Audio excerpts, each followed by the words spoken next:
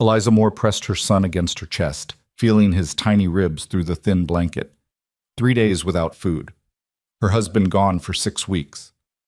The Wyoming wind howled outside their cabin like a hungry wolf, and inside death waited with patient, cold hands. She had nothing left, no food, no hope, no strength to even stand. Then came the knock. Before we begin this journey of survival and unexpected grace, please stay until the end, hit that like button, and comment your city below so I can see how far this story travels. Now, let's step into Eliza's darkest hour. The silence inside the cabin was worse than the wind. Eliza had learned to measure time differently in the past 3 days. Not by the sun's movement across the sky or the shadows creeping along the rough wooden walls, but by Noah's cries. How often they came, how long they lasted, how much strength remained in his tiny lungs. This morning, the cry had been weak. A mewling sound, barely human, like a kitten drowning in a well. She lay on the bed, if you could call it that, just a wooden frame with a cornhusk mattress that crackled with every movement, and stared at the ceiling beams her husband Thomas had set in place 2 years ago. He'd been so proud of this cabin, their future. "We'll fill it with children," he'd promised, his hands rough and warm as they covered hers. "A whole house full of laughter and noise. You'll see, Eliza, we're going to build something real out here." Real. The word tasted like ash in her mouth now. Noah stirred against her chest, and she looked down at him. 5 months old. His eyes, Thomas's eyes, that startling blue that reminded her of Montana sky, were open but unfocused. His skin, once pink and healthy, had taken on a grayish pallor that terrified her more than she wanted to admit. "I'm sorry," she whispered, her voice cracking. "I'm so sorry, baby." The words hung in the air, useless as prayers. She tried to remember when she'd last eaten. Was it 3 days ago? 4? The last of the cornmeal had gone into a thin gruel she'd forced down, hoping it would help her milk come in stronger. But her body had nothing left to give. She'd tried nursing Noah this morning, and he'd latched on desperately, sucking and sucking at emptiness until they were both crying. Eliza closed her eyes, but that was worse. Behind her eyelids she saw Thomas, not as he'd been that last morning 6 weeks ago, confident and reassuring as he'd saddled his horse, but as he might be now, dead in a ditch somewhere, thrown from his horse, frozen, shot, lying in an unmarked grave or no grave at all, just bones bleaching under the endless Wyoming sky. "Stop it," she told herself aloud. "Stop!" But she couldn't stop the thoughts any more than she could stop the hunger gnawing at her insides. She forced herself to sit up, the room tilting dangerously. Noah made that weak mewling sound again, and she cradled him closer, feeling the terrible lightness of him. Babies were supposed to be solid, heavy with health and growth. Noah felt like bird bones wrapped in skin. The cabin spun around her. One room, 16 by 20 feet. A cook stove in the corner, cold now for 2 days. She'd burned the last of the wood yesterday. A table Thomas had built. 2 chairs. A trunk with her mother's quilt folded inside. The one piece of home she'd brought from Pennsylvania. Shelves on the wall, empty except for a single tin cup and a water bucket. The water bucket was still half full at least. The creek ran year-round just 50 yards from the cabin. She'd made that journey yesterday, stumbling through the snow, Noah tied to her chest with a shawl. It had taken everything she had. She wasn't sure she could make it again. Eliza stood slowly, gripping the bedpost for support. The room swayed, then settled. She moved to the window, each step requiring conscious thought. Left foot, right foot, don't fall, don't drop the baby. Outside, Wyoming stretched in every direction, beautiful and brutal. Snow covered everything, softening the harsh landscape into rolling white hills that looked peaceful from inside. Deceptive. Eliza knew what lay beneath that beauty. Rocks that could break an ankle, ravines that appeared without warning, cold that could steal your life in a single night if you made one wrong turn. The nearest neighbor was the Hutchinson family, 5 miles east. She'd met Martha Hutchinson once, a brisk, kind woman with 4 children and hands that never stopped moving. But 5 miles might as well have been 500. Not in this snow, not with a baby, not with her strength gone. Thomas had promised to be back in 2 weeks, 3 at most. The journey to Sweetwater Station was only 40 miles, a day-and-a-half ride in good weather. He'd go, get their winter supplies, maybe stop at the land office to file their claim properly, and come home. "It's just a formality," he'd said, kissing her forehead. "But it'll make this place officially ours, legal and proper. When I get back, we'll celebrate. I'll bring you something nice from the general store. Maybe some of that peppermint candy you like." 6 weeks ago, she'd watched him ride away, Noah asleep in her arms, the morning sun turning everything golden. She'd believed in that golden light, believed in Thomas's promises, believed in their future. Fool. A gust of wind rattled the window, and Eliza flinched. The glass, real glass, another thing Thomas had been proud of, was frosted with ice on the inside. Her breath came out in clouds. The cabin was barely warmer than the outdoors. Noah whimpered, and she realized she was holding him too tight. She loosened her grip, swaying slightly, singing without thinking. "Hush, little baby, don't say a word. Mama's gonna buy you a mockingbird." Her mother had sung that to her, had sung it to all 8 of her siblings back in Pennsylvania, in the warm, crowded house that had always smelled of bread baking and her father's pipe tobacco. Eliza had left that house at 18, eager for adventure, for the West, for a husband who promised her the sky. "And if that mockingbird don't sing, Mama's gonna buy you a diamond ring." The lies we tell children, she thought, the lies we tell ourselves. There would be no mockingbird, no diamond ring. There would only be this: a cold cabin, an empty larder, a baby growing weaker by the hour, and a mother who had failed him. She moved to the cupboard, though she knew what she'd find. Opening it was just a ritual now, a way to pretend she still had choices. The shelves stared back at her, bare wood mocking her desperation.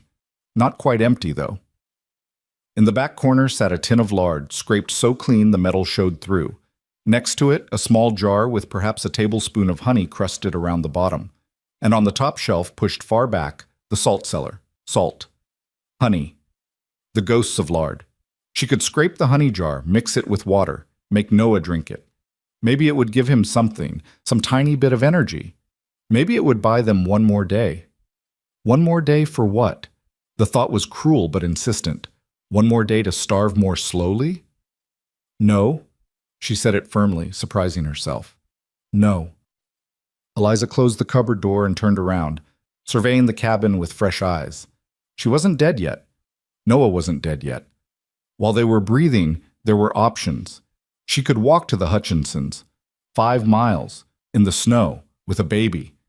She looked down at Noah. His eyes had closed again, his breathing shallow. 5 miles would kill them both. She could wait for someone to pass by. The cabin sat a quarter-mile off the main trail from Sweetwater to Lander. In summer, they saw riders every few days. But in winter, in this snow? She'd seen no one since Thomas left. She could pray. The thought came unbidden, and with it, a wave of something that felt like shame. She'd been raised God-fearing, had believed once that prayer could move mountains. But somewhere between Pennsylvania and Wyoming, between promises and broken dreams, she'd lost the ability to believe in divine intervention. If God cared about frontier women and their babies, he had a strange way of showing it. Still, her mother's voice echoed in her memory. "Pride comes before a fall, Eliza."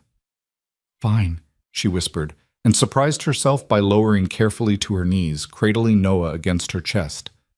The wooden floor was cold, biting through her thin dress. She closed her eyes. "I don't," she started, then stopped. What was she even asking for? "I don't know if you're listening. I don't know if you care. But if you do, if there's any mercy left in this world, please, not for me, for him. He didn't ask to be born out here. He didn't ask for any of this. Please." She waited, eyes closed, listening. The wind howled. The cabin creaked. Noah's breath whistled softly against her neck. Nothing else. Eliza opened her eyes and stood, the movement taking more effort than it should have. Of course there was nothing. The universe didn't operate on the desperation of frontier mothers. It operated on cold mathematics. Survival of the strongest, death for the weak. She and Noah were on the wrong side of that equation. She carried Noah back to the bed and lay down, pulling the thin blanket over them both. Her wedding quilt was in the trunk, the good one, but she was saving that. For what? She wasn't sure. Maybe she thought that as long as the quilt stayed folded, as long as she didn't need its warmth, things hadn't gotten truly desperate. Stupid. Things were desperate. Things had been desperate for days, but still, she didn't get the quilt. Noah made a small sound, something between a sigh and a whimper. Eliza stroked his cheek with one finger, feeling the fragile architecture of his skull, the softness of the fontanelle where the bones hadn't yet fused. So vulnerable, so dependent on her, and she had failed him so completely. "I'm sorry," she whispered again. The apology was becoming a prayer of its own, a mantra against the silence. "I'm so sorry, baby. Your daddy's coming home. He has to be. He wouldn't leave us. He wouldn't." Even as she said it, doubt coiled in her stomach like a snake. Thomas loved them. She knew he did. But love didn't stop bullets. Love didn't prevent accidents. Love didn't protect against the 100 ways a man could die in Wyoming's wild country. The afternoon light was fading. Eliza watched the shadows lengthen across the floor, marking time in the only way that mattered now. Dark would come. Then night. Then another day, if they were lucky. If you could call it luck. She must have dozed because she jerked awake to darkness and cold. The cabin was black except for a thin line of moonlight through the window. Noah was making a sound she'd never heard before, not crying, something else, a sort of rattling wheeze. Terror shot through her like lightning. "Noah? Noah!" She sat up too fast, the room spinning. Her hands found him in the darkness, felt for his chest, rising, falling, still breathing. The wheeze continued, wet and horrible. She fumbled for the matches on the bedside table, her hands shaking so badly it took 3 tries to strike one. The flame bloomed yellow, and she lit the stub of candle they'd been rationing. In the candlelight, Noah's face was gray. His lips had a bluish tinge. "No, no, no, no!" Eliza's voice was rising, panic threading through it. She held him upright, patting his back the way she'd seen Martha Hutchinson do with her baby. "Breathe, sweetheart, breathe." The wheezing continued. Minutes passed. How many? She didn't know. Each second stretched like hours. Then, finally, the sound eased. Noah's breathing settled into something closer to normal, though still shallow. Eliza sat there, candle burning down, holding her son and shaking. This was it. This was the end of what she could endure. Not the hunger, not the isolation, but this. The sound of her baby struggling for breath in the darkness, the absolute helplessness of her position. She'd made a mistake coming here. She'd made a mistake believing in Thomas's dreams. She'd made a mistake thinking she was strong enough for the frontier. The candle sputtered. Almost out. She should blow it out, save the last bit for another night. But another night for what? In the end, she let it burn. Dawn came slowly, gray light seeping through the frost-patterned window. Eliza hadn't slept again. She'd sat up all night, holding Noah, listening to him breathe, making bargains with a God she wasn't sure she believed in anymore. If he lives through the night, I'll never ask for anything else. If he lives until morning, I'll be grateful. If he just keeps breathing, I won't complain about anything ever again. Stupid bargains, desperate bargains, the kind made by people who have no cards left to play. But Noah was still breathing. Eliza stood, her body protesting every movement. She felt hollowed out, scraped clean, as if everything that made her human had been burned away, leaving only the animal imperative: survive. Keep the baby alive. Nothing else mattered. She moved to the window, Noah against her shoulder. Outside, the world was white and still. Beautiful. Deadly. A rabbit hopped across the snow, stopped, twitched its ears, continued on. Life. Continuing. Oblivious to the small tragedy unfolding in the cabin. Movement caught her eye. Far off, on the main trail, something was moving. Eliza's heart jumped. A rider?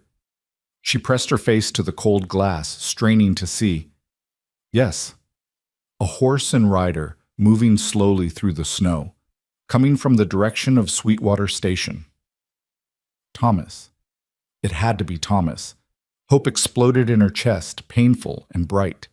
She wanted to run outside, to wave, to scream his name, but her body wouldn't cooperate. She could barely stand, and something held her back, some small voice of caution that said, "Don't hope, don't believe, not yet." The rider was getting closer. Eliza could make out more details now. A brown horse, a man in a dark coat, a hat pulled low. Not Thomas. Thomas's horse was gray, and the way this man sat his horse, the shape of him, it was wrong. The hope drained out of her, leaving something worse than despair. At least despair was familiar. This was just emptiness. The rider was turning off the main trail, coming toward her cabin. Eliza's mind raced. A stranger, coming to the cabin. She was alone, weak, defenseless. Every story she'd ever heard about frontier violence came flooding back. Women murdered, babies killed, cabins burned. But also, maybe he has food. Maybe he can help. Maybe he knows something about Thomas. She watched, frozen between fear and desperate hope, as the rider approached. He was close enough now that she could see his face, weathered, mid-30s maybe, with a beard. He was carrying something, a sack of some kind slung across his saddle. The horse stopped in front of the cabin. The man dismounted with the easy grace of someone who'd spent his life on horseback. He pulled the sack down, hefted it over his shoulder, and walked toward the door. Eliza's heart was hammering. She looked down at Noah, then back at the door. She had no weapon. Thomas's rifle was gone. He'd taken it with him. She had a kitchen knife, but it was across the room, and she wasn't sure she had the strength to use it anyway. The knock, when it came, was gentle, almost apologetic. 3 soft raps. Then a voice muffled through the door. "Ma'am? Mrs. Moore? My name's Caleb Hart. I'm a friend of your husband's. I've brought some supplies." Eliza stood frozen. This could be a trick. People lied. Especially out here, where there was no law except what men made for themselves. But also supplies. The word sang in her mind like a promise. "Ma'am?" The voice came again. "I know you've got cause to be cautious, but I swear I mean you no harm. I was in Sweetwater, and, well, there's news. About your husband. I thought you'd want to hear it." News. About Thomas. Eliza moved toward the door before she'd made a conscious decision to do so. Her hand touched the latch. She hesitated. "How do I know you're telling the truth?" Her voice came out as a croak. She cleared her throat, tried again. "How do I know you knew my husband?" A pause. Then, "Thomas Moore. Tall fellow, dark hair, has a scar on his left hand from a horse kick. Talks about his wife Eliza and baby Noah like they hung the moon. Showed me a lock of your hair he keeps in his pocket. Said it was the color of honey in sunlight." The detail about the hair broke something in Eliza. Thomas had cut that lock the night before he left, so carefully, like it was precious. She'd laughed at him, called him sentimental. "I'll keep it close to my heart," he'd said. "And when I look at it, I'll remember what I'm coming home to." Her hand lifted the latch. The door swung open and cold air rushed in, along with weak morning light. The man, Caleb Hart, stood on her threshold, and Eliza got her first clear look at him. He was taller than Thomas, broader in the shoulders. His face was wind-burned and lined, the face of someone who'd spent years under the sun. But his eyes, when they met hers, were kind, concerned. Those eyes took her in, her hollow cheeks, her trembling frame, the baby in her arms, and something shifted in his expression. Not pity, exactly, something harder to name. Recognition, maybe. Understanding. "Ma'am," he said softly. He hefted the sack. "May I come in?" Eliza stepped back, the movement automatic. He entered, bringing with him the smell of leather and horse and the outdoors. He set the sack on the table with a solid thump that suggested weight. Substance. "When's the last time you ate?" he asked. The question, asked so directly, so without judgment, cracked something in Eliza's carefully maintained composure.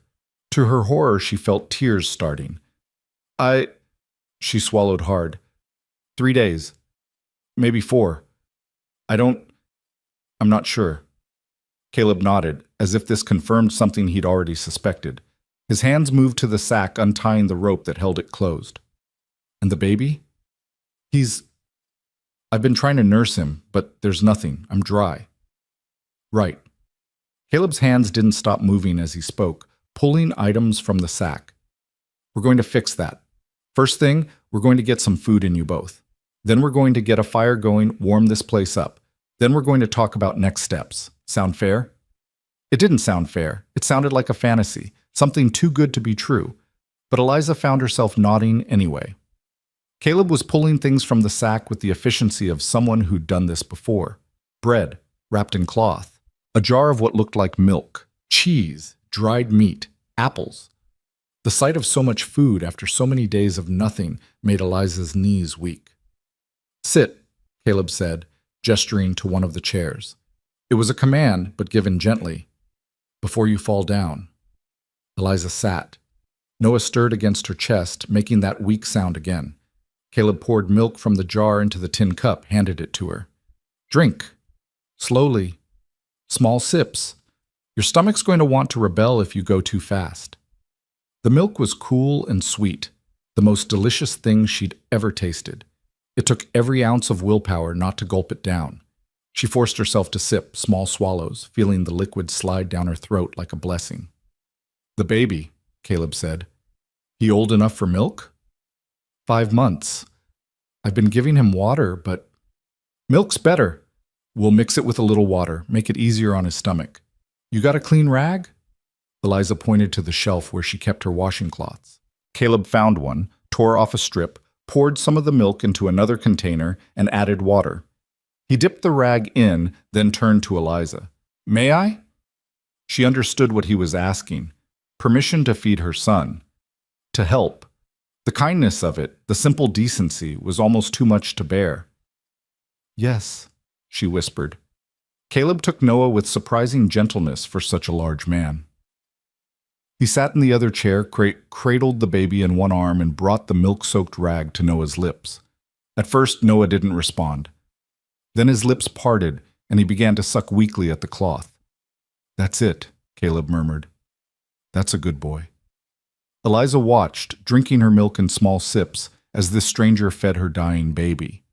The surreal quality of the moment wasn't lost on her. Yesterday, she'd been ready to give up. This morning, a cowboy had knocked on her door with food and kindness. You said you had news, she said finally, about Thomas. Caleb's expression changed. The gentleness remained, but something else entered it. Regret. Sorrow. I did, he said. I do. But let's get you both stronger first. That news has waited this long. It can wait a little longer. Is he dead? The question came out flat, emotionless. Eliza was surprised by her own voice. Caleb looked at her, and in his eyes, she saw the answer before he spoke. Yes, ma'am. I'm sorry. He's dead. The words hung in the cold air of the cabin. Eliza heard them, understood them, but she couldn't feel them yet. There was too much else. The milk in her stomach, the stranger in her cabin, Noah's weak suckling sounds. The grief would come later. Right now, there was only this moment, and the strange mercy of a cowboy's knock. She nodded slowly. Tell me. Let me get this fire going first, Caleb said. Then I'll tell you everything. Caleb moved around the cabin with quiet efficiency, gathering what little wood remained stacked by the door. His hands worked steadily, arranging kindling in the cold stove, striking a match that flared bright in the dim morning light.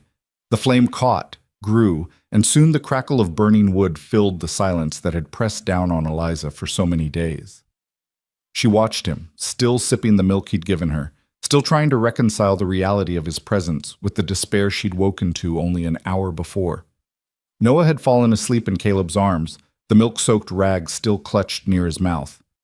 The baby's breathing was easier now, more regular. Color was already returning to his grayish cheeks. Such a small thing, milk. Such a simple mercy. Yet it was everything. You're good with babies, Eliza heard herself say. The words felt strange in her mouth, conversation after so many days of silence. Caleb glanced up from the stove, a slight smile touching his weathered face. Had some practice. Got 3 sisters, all younger. By the time the last one came along, I was changing diapers and warming bottles like I'd been born to it. He adjusted Noah in his arms, supporting the baby's head with practiced care. My ma used to say I had gentle hands for a rough man. Your mother sounds wise. She was. Died 4 years back, influenza. He said it matter-of-factly, but Eliza heard the loss beneath the words. Everyone out here had losses. They wore them like second skins. The fire was catching now, heat beginning to seep into the frozen cabin. Caleb closed the stove door and stood, still holding Noah. He looked around the room, and Eliza saw it through his eyes, the empty shelves, the bare table, the signs of desperate rationing everywhere. "How long's it been?" he asked quietly. "Since your husband left?" 6 weeks. He was supposed to be back in 2. Eliza set down her cup, her hands shaking slightly. The milk sat heavy in her stomach, her body almost confused by actual nourishment. "I kept thinking he'd come. Every day I'd watch the trail. Every night I'd tell myself tomorrow. He'll come tomorrow." Caleb nodded slowly. He moved to the rocking chair near the stove, Thomas's chair, where he used to sit in the evenings and talk about his plans, and settled into it with Noah. The baby sighed in his sleep, a sound of contentment that made Eliza's throat tight. "Mrs. Moore," Caleb began, then paused. "May I call you Eliza? Seems foolish to stand on formality when I'm holding your baby." "Eliza's fine." "Eliza, then. And you can call me Caleb." He took a breath, as if steadying himself for difficult words. "I need to tell you what happened to Thomas. It's not easy hearing, but you deserve the truth. All of it." Eliza gripped the edge of the table. "I'm listening."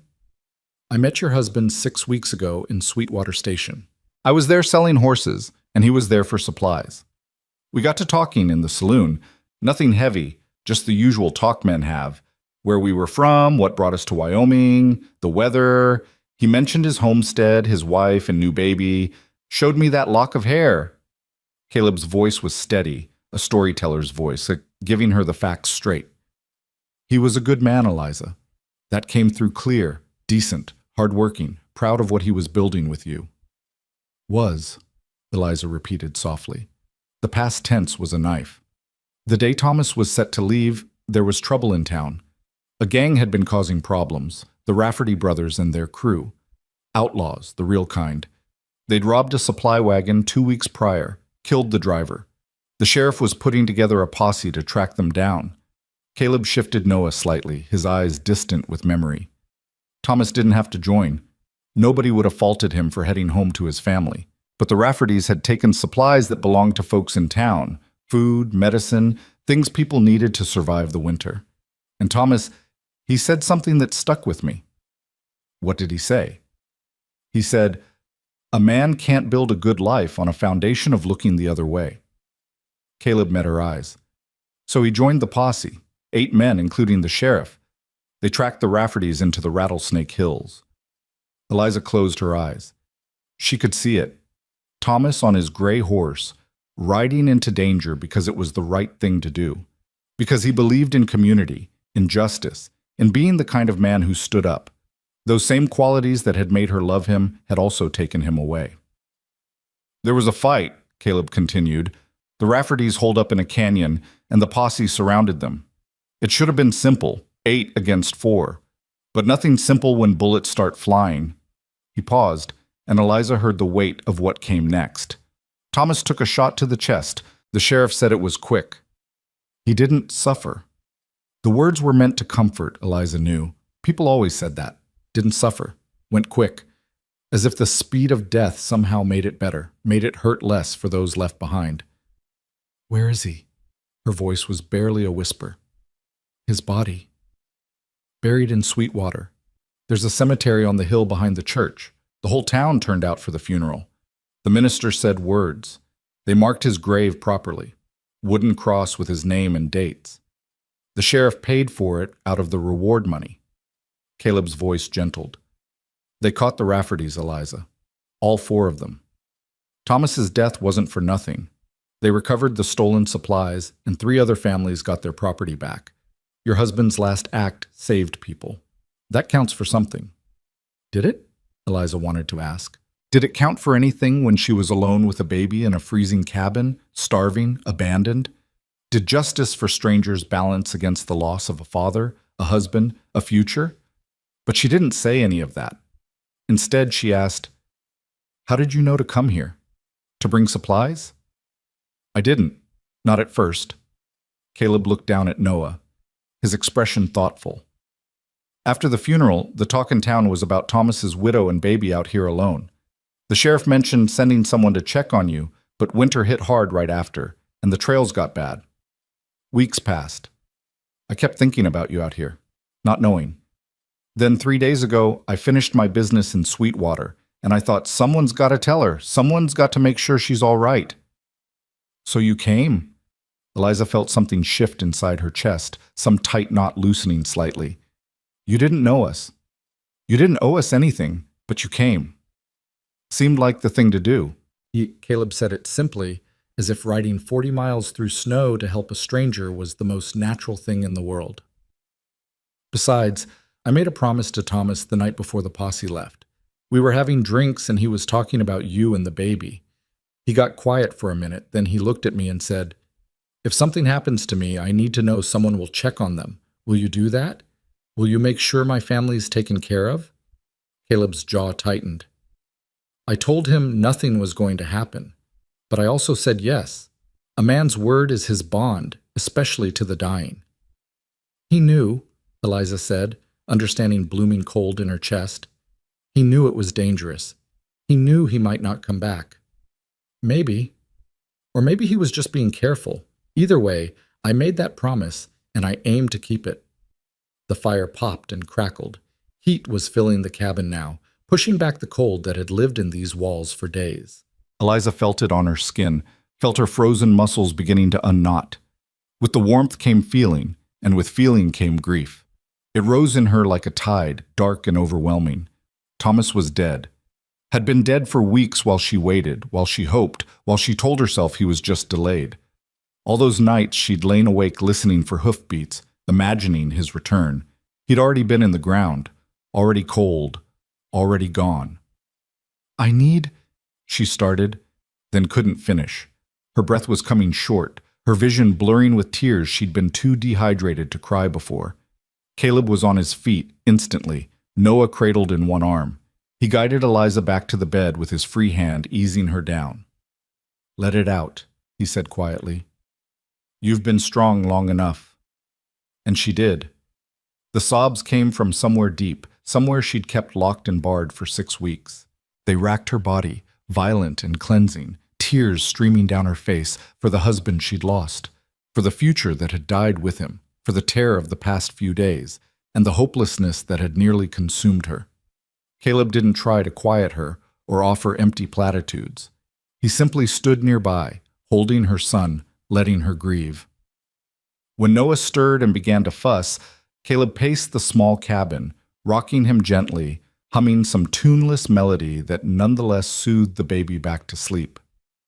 Eventually, the storm passed. Eliza's sobs faded to quiet tears, then to silence. She lay on the bed, exhausted in a way that had nothing to do with hunger, everything to do with loss. "I loved him," she said into the quiet. "Even when he drove me crazy with his big dreams and his stubbornness, I loved him." "He knew," Caleb replied. "Trust me, he knew. That's all he talked about, getting home to you."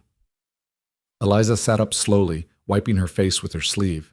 Her eyes felt swollen, her head ached, but there was also a strange clarity. The worst had happened. Thomas was dead. She'd grieved, and yet she was still here. Noah was still here. The world hadn't ended, even though it felt like it should have. "What happens now?" she asked. Caleb settled back into the rocking chair, Noah still sleeping peacefully in his arms. It struck Eliza how natural he looked holding her son, this stranger who'd appeared like an answer to a prayer she hadn't quite believed in. "Now," Caleb said, "we take things one step at a time. First step is getting you both healthy again. You need to eat regularly, build your strength back up. I brought enough supplies to last you 2 weeks, maybe 3, if you're careful. Second step is figuring out your situation. This homestead, is it legally yours?" Eliza nodded. "Thomas filed the claim when we first arrived, but he was going to Sweetwater to finalize the paperwork, make sure everything was in order." "Did he finish that before he died?" "I don't know. I don't know what he did or didn't do. The helplessness of it washed over her. I don't know anything. That's all right. That's something I can find out when I go back to town. If the claim's in order, this land is yours. If not, we'll figure out how to make it right. Caleb's voice was calm, practical. The thing is, Eliza, you can't stay out here alone. Not through the winter, not with a baby. I don't have anywhere else to go. The words came out sharper than she intended. I don't have family out here. My people are all back in Pennsylvania, and I don't have money for travel even if I wanted to go back. This cabin, this land, it's all I have. I understand that, but having land and surviving on it alone are two different things. You need help, at least through the winter. Caleb paused, choosing his words carefully. There's a boarding house in Sweetwater run by a woman named Margaret Chen. She takes in women who need a place to stay, widows mostly, and women traveling through. The rooms are clean, the food's good, and she charges fair rates. More importantly, she's got a kind heart and won't judge your situation. I told you, I don't have money. Margaret's not just about money. She also needs help running the place, cooking, cleaning, mending. You could work for your room and board until you get on your feet. Caleb met her eyes steadily. It's not charity, Eliza. It's a fair trade. Your labor for a safe place to live. The idea of leaving the cabin, Thomas's cabin, the home they'd built together, felt like betrayal. But the idea of staying here alone, of facing another night like last night, terrified her more. I need to think, she said. Fair enough. You've got time. I'm not planning to leave for a few days anyway. Figured I'd stick around, make sure you're stable, chop some wood, maybe do some repairs around here. He glanced at the ceiling, where one beam showed signs of rot. Place could use some work. You don't have to do that. I know I don't have to. I want to. Caleb stood, bringing Noah to her. Here, he should be with his mama, and you should eat something more. There's bread and cheese in that sack. Don't be shy about it. Eliza took Noah, cradling him against her chest. He was warm, sleeping deeply, his breathing steady and strong. The difference from this morning was remarkable. Food and warmth, such simple things, but they'd brought her baby back from the edge. Caleb moved to the table and began unpacking more supplies from his sack. Eliza watched him work. This cowboy who'd appeared at her darkest hour. He wasn't young. She guessed him to be in his mid-30s, old enough to have lived some life. His hands were scarred and calloused, working hands, but they moved gently as he arranged bread and cheese on the table, as they'd moved gently with Noah. Why are you really doing this? She asked. The truth. Caleb paused, a jar of preserves in his hand. He set it down slowly, then turned to face her. You want the truth? All right. He leaned against the table, arms crossed. When I was 23, I was engaged to a girl named Sarah Brennan. Prettiest thing you ever saw, with a laugh that could light up a room. We were going to get married in the spring, build a ranch together, have a house full of kids. His voice was even, but Eliza heard old pain beneath it. That winter, there was a fire in town. Sarah's boarding house went up like kindling. She was trapped on the second floor. Eliza's breath caught. I was 3 miles away when it happened. By the time I got there, the building was gone. Sarah was gone. And you know what haunted me? What still haunts me? Caleb's gray eyes were steady on hers. There were people who saw the fire starting, people who could have helped, who could have raised the alarm sooner, but they didn't want to get involved. They thought someone else would handle it. By the time anyone acted, it was too late. I'm sorry, Eliza whispered. Me too. Every day for 12 years I've been sorry. Caleb straightened. But I learned something from it. Learned that when you see someone in trouble, you don't wait for someone else to help. You don't make excuses. You act, because the cost of looking away is something you carry forever. He gestured around the cabin. When I heard about Thomas dying and leaving a wife and baby out here alone, I knew I had to come. Knew I couldn't be one of those people who sees trouble and walks past. The honesty of it, the raw truth, settled between them like a living thing. Eliza understood then that Caleb wasn't here out of pity or duty or even just to keep a promise to Thomas. He was here because he'd learned the hard way what happened when people failed each other, and he'd decided to be different. Thank you, she said quietly, for not walking past. Caleb nodded, then turned back to the supplies, the moment of vulnerability passing. Now eat something. Doctor's orders. You're a doctor now? I'm whatever you need me to be until you're back on your feet. There was a hint of humor in his voice, the first she'd heard. Today I'm a doctor. Tomorrow, maybe a carpenter. Day after that, we'll see. Despite everything, the grief, the exhaustion, the uncertainty, Eliza felt the corners of her mouth lift slightly. Not quite a smile, but the memory of one. She rose and moved to the table, Noah still in her arms. Caleb had laid out a feast by her standards. Thick slices of bread, a wedge of yellow cheese, strips of dried beef, the jar of preserves that turned out to be raspberry. There was also cornmeal, flour, sugar, coffee, and a small tin of tea. This is too much, Eliza said, looking at the abundance. It's exactly enough. Eat. She did, breaking off pieces of bread and cheese, feeding herself slowly while Noah slept against her shoulder. Each bite was a revelation. The salt of the cheese, the sweetness of the preserves, the satisfying density of the bread. Her body accepted the food gratefully, her stomach settling after the initial rebellion. Caleb busied himself around the cabin, giving her space to eat. He examined the stove more closely, checked the chimney, tested the strength of the table legs. His presence was oddly comforting, solid and capable, asking nothing of her except that she take care of herself. After she'd eaten all she could manage, Eliza felt tiredness washing over her in waves. Real tiredness, not the weakness of starvation, but the deep fatigue that comes after crisis has passed. You should sleep, Caleb said, noticing. Real sleep, not that half-awake vigilance you've been doing. I'll watch the baby. Keep the fire going. You rest. I can't ask you to... You're not asking. I'm offering. His tone was firm but kind. Eliza, when's the last time you slept more than an hour at a stretch? She couldn't remember. The nights had blurred together, each one an exercise in survival. Exactly, Caleb said, reading her silence. So sleep. I'll be right here. There were 100 reasons to protest, but Eliza found she didn't have the energy for any of them. She moved to the bed, still holding Noah. Caleb brought over the good quilt from the trunk, the one she'd been saving, and draped it over them both. Sleep, he said again quietly. I've got watch. Eliza's eyes closed almost before she meant them to.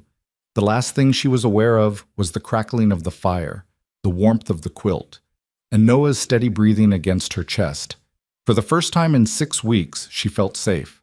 She slept. When she woke, the cabin was warm and the light had changed. Afternoon, she guessed, though she wasn't sure. For a moment, she panicked, not knowing where she was, why she felt so warm. Then memory returned in a rush. Caleb, the food, the news about Thomas. She sat up slowly, expecting to find the cabin empty, half convinced she'd dreamed the whole thing. But Caleb was there, sitting at the table working on something with a knife and a piece of wood. Noah was awake in a makeshift nest of blankets near the stove, watching the play of firelight with wide, fascinated eyes. You're still here, Eliza said, her voice rough with sleep. Caleb looked up, offering a small smile. Told you I would be. How do you feel? Like I slept for a week. She pushed the quilt aside and stood, steadier than she'd been in days. How long was I out? 4 hours, give or take. The baby woke up about an hour ago. I gave him some more of that milk mixture. He took to it pretty well. Caleb held up what he'd been working on, a small wooden rattle, the kind babies could grasp. Figured I'd make him a toy. Hope that's all right. Eliza moved to where Noah lay and knelt beside him.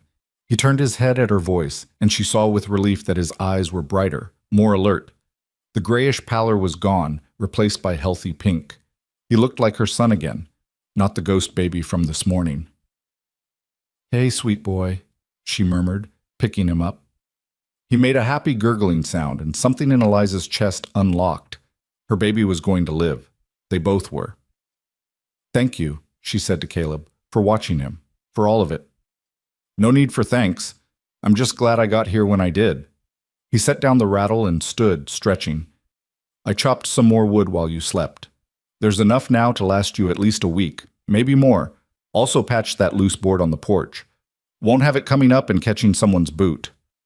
You've done too much already. Haven't done enough yet. Caleb moved to the window, looking out at the fading afternoon light. Storm's coming in. Can feel it in the air. We'll probably be snowed in for a few days once it hits. Which is fine. Gives us time to get you really stable before I head back to town. The thought of being alone again, even in a warm cabin with food, made Eliza's stomach knot. But she pushed the feeling aside. She couldn't depend on this stranger forever. At some point, she'd have to stand on her own feet again. "Tell me about Sweetwater," she said, settling into the rocking chair with Noah. "What's it like?" Caleb turned from the window, seemed to consider the question. "It's small but growing, maybe 300 people now. There's a main street with a general store, saloon, boarding house, church, and a few other businesses. Doc Morrison runs a practice there. Good man, knows his medicine. There's a school too, though it's just one room with Miss Patterson teaching all the ages together. Families there. Other children? Plenty. Sweetwater's the kind of town where everyone knows everyone, for better or worse. You can't keep secrets, but you also don't lack for help when you need it. Folks look out for each other." He paused. "I won't lie to you. Being a widow with a baby, you'll be the subject of some talk. People will have opinions about what you should do, where you should go, how you should live. But most of them mean well, even if they're nosy about it." Eliza rocked Noah gently, thinking about what it would mean to leave this cabin, to move to town, to become one of those people everyone knew and talked about. The idea was both terrifying and oddly appealing. She'd been isolated so long, first by distance and then by disaster. The thought of community, even gossipy community, had a certain draw. "What about work?" she asked. "Besides the boarding house, I mean, what do women do there?" "All kinds of things. Mrs. Chen at the boarding house, she's not just a landlady, she also does laundry for half the town and bakes bread to sell. Miss Patterson teaches. Doc Morrison's wife runs a small shop where she sells herbs and remedies she makes herself. There's women who take in sewing, women who cook for the saloon, women who help out at the general store." Caleb sat back down at the table. "Point is, there's opportunities if you're willing to work, and you strike me as someone willing to work." "I've never been afraid of work." Eliza thought of her childhood in Pennsylvania, helping her mother with 8 siblings, learning to cook and clean and sew and garden. She'd brought those skills west, thinking she'd use them to build a frontier homestead with Thomas. Now she'd have to use them just to survive. "But I've never been on my own before either. I went from my father's house to Thomas's cabin. I don't know how to be alone." "You won't be alone. That's what community is for." Caleb's voice was gentle. "And you're stronger than you think, Eliza. Anyone who survived the last few days is strong enough for anything." They talked through the evening as the light faded outside. Caleb told her more about Sweetwater, about the people she might meet, about what to expect. He was a good storyteller, painting pictures with his words. Mrs. Chen, with her no-nonsense manner and secret soft heart.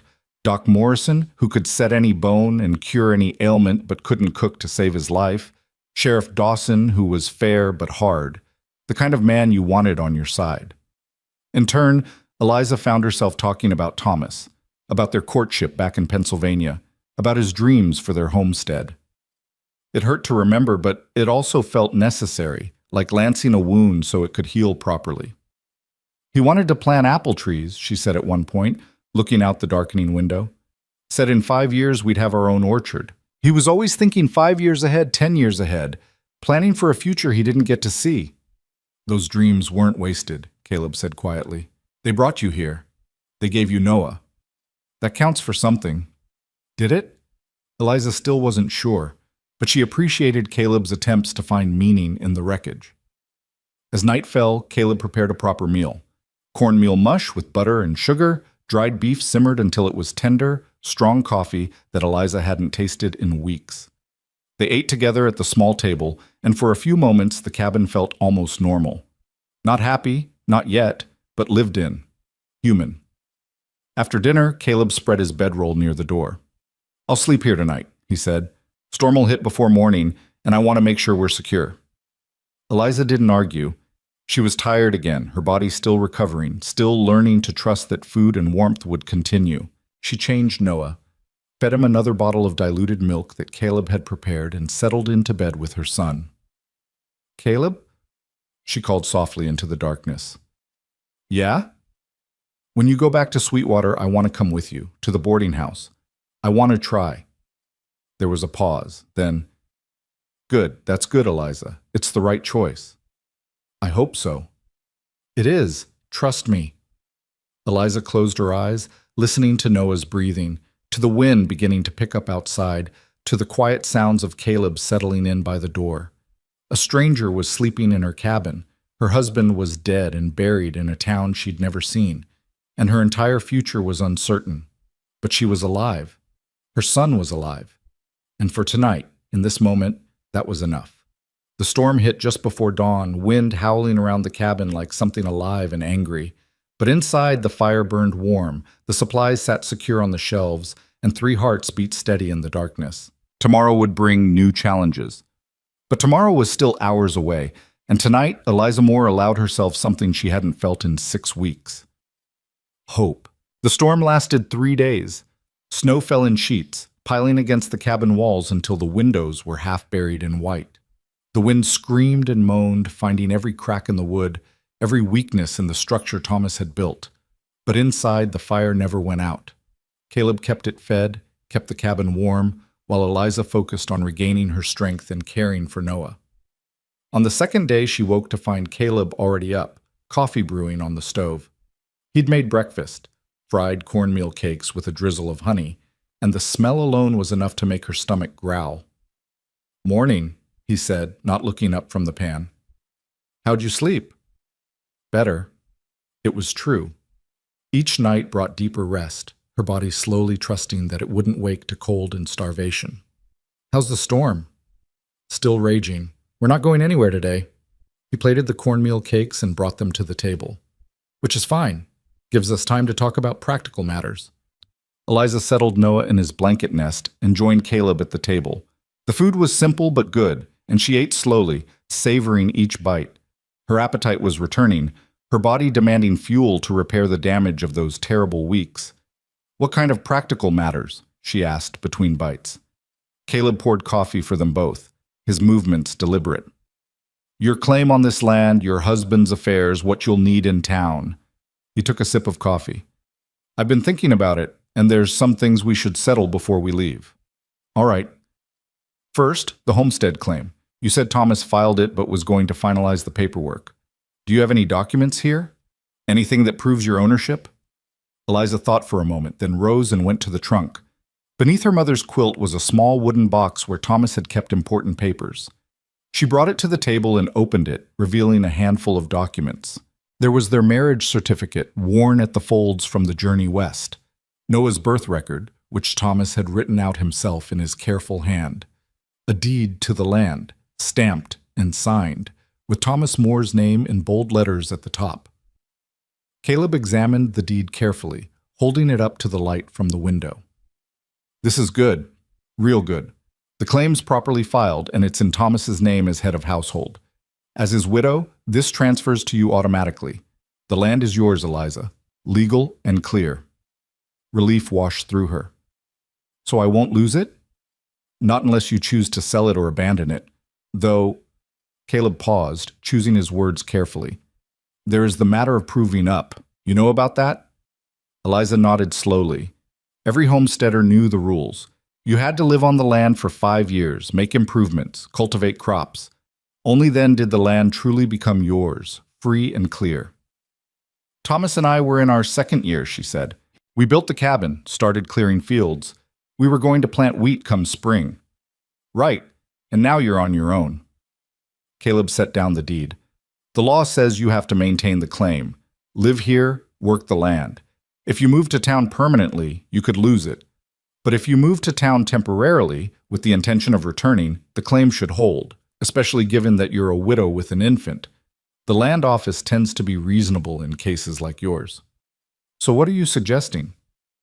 "I'm suggesting you go to town for the winter, get stable, get strong. Come spring, you can decide what you want to do with this place. Maybe you'll want to sell it. Maybe you'll want to hire help and try to work it. Maybe you'll want to hold on to it, but not live here. All of those are options, but you don't have to decide now." Caleb's gray eyes were steady on hers. Right now, you just need to survive. Everything else can wait. It made sense, the practical logic of it, but the thought of leaving, even temporarily, still felt like betrayal. This cabin held 2 years of her life, her marriage, her dreams. Thomas had built every beam, chinked every gap. Leaving it felt like leaving him all over again. I know it's hard, Caleb said quietly, reading her face, but staying here alone won't bring him back. And it might kill you and the baby before winter's done. You know that, don't you? I know. Eliza's voice was barely a whisper. I thought we'd grow old here. I thought I'd bury him in the little plot by the creek when we were both gray and tired. I never thought I'd be leaving so soon, with him already in the ground somewhere I've never seen. Caleb reached across the table and covered her hand with his. The gesture was simple, almost brotherly, but the warmth of human contact after so much isolation brought tears to Eliza's eyes. You're not leaving him, Caleb said firmly. You're carrying him with you, in your memories, in your son, in the strength he helped you build. Thomas lives in all of that, and no piece of land can hold him better than you already do. The words settled into her chest, easing something she hadn't known was tight. She wiped her eyes and nodded. All right, we'll go to town, but I want to come back in the spring. I want to see what this place looks like when it's not trying to kill me. A hint of a smile touched Caleb's face. Deal. Now, second practical matter, money. Do you have any? Savings? Anything Thomas might have left? Eliza shook her head. We spent everything we had building this place and buying supplies. Thomas was going to sell some furs and deer hides in Sweetwater, use that money for winter provisions. But I don't know if he did before. She couldn't finish the sentence. He did, Caleb said. I checked with the general store. Thomas sold his furs and hides the day he arrived. Got a fair price, too. The money was supposed to be for supplies, but then he joined the posse and... He paused. The thing is, that money's still at the general store. Mr. Hendricks, the owner, he held on to it when he heard about Thomas, said it belonged to the widow and he'd keep it safe until someone came to claim it. How much? $43. Eliza's breath caught. $43. It was more than she'd dared hope for. Not a fortune, but enough to give her options, enough to keep her and Noah for months if she was careful. That changes things, she said slowly. It does. With that money, you can pay Mrs. Chen for room and board if you want, or you can work for your keep and save the money for later. Either way, you've got resources. You're not starting from nothing. They talked through the morning, making plans. Caleb would take her to Sweetwater as soon as the storm broke. He'd introduce her to Mrs. Chen, help her get settled, make sure she collected Thomas's money from the general store. He'd also take her to see Thomas's grave if she wanted. I do, Eliza said when he mentioned it. I need to see it, to make it real. Understood. The third day of the storm was quieter. The wind died down, and the snow fell softly instead of in violent sheets. By afternoon, patches of blue were visible through the clouds. We'll leave tomorrow, Caleb said, standing at the window. If the weather holds. That night, Eliza packed what little she owned. Her clothes, plain and practical. Noah's things, the few baby garments she'd sewn, the blankets, the wooden rattle Caleb had made, her mother's quilt, the box with the important papers. It all fit in one small trunk and a canvas bag. Everything else, the furniture, the dishes, the tools, would stay. The cabin would wait, locked and quiet, for her return. If she returned. She stood in the doorway as the sun set, looking at the room that had been her home. The bed where Noah was born. The table where she and Thomas had eaten countless meals, talking and planning and dreaming. The stove where she'd learned to bake bread at high altitude, where she'd burned more dinners than she cared to count, while Thomas laughed and ate them anyway. Goodbye, she whispered. Then, more firmly, I'll be back. They left at dawn. Caleb had hitched his horse to a small sledge he'd fashioned from wood he found in the lean-to.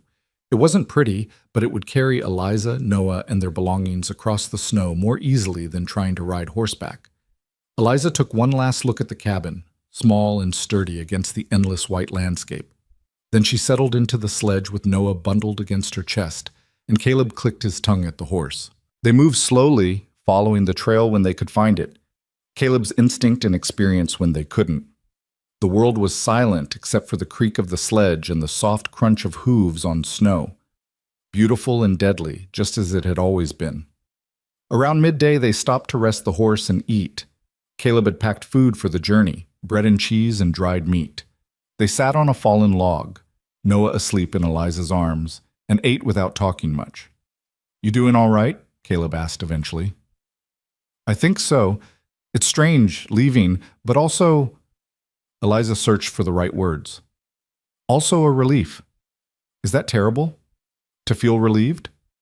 "No, it's human." Caleb took a drink from his canteen, then offered it to her. "You've been through hell, Eliza. Feeling relief at leaving hell behind isn't terrible. It's survival." They reached Sweetwater as the sun was setting on the second day of travel.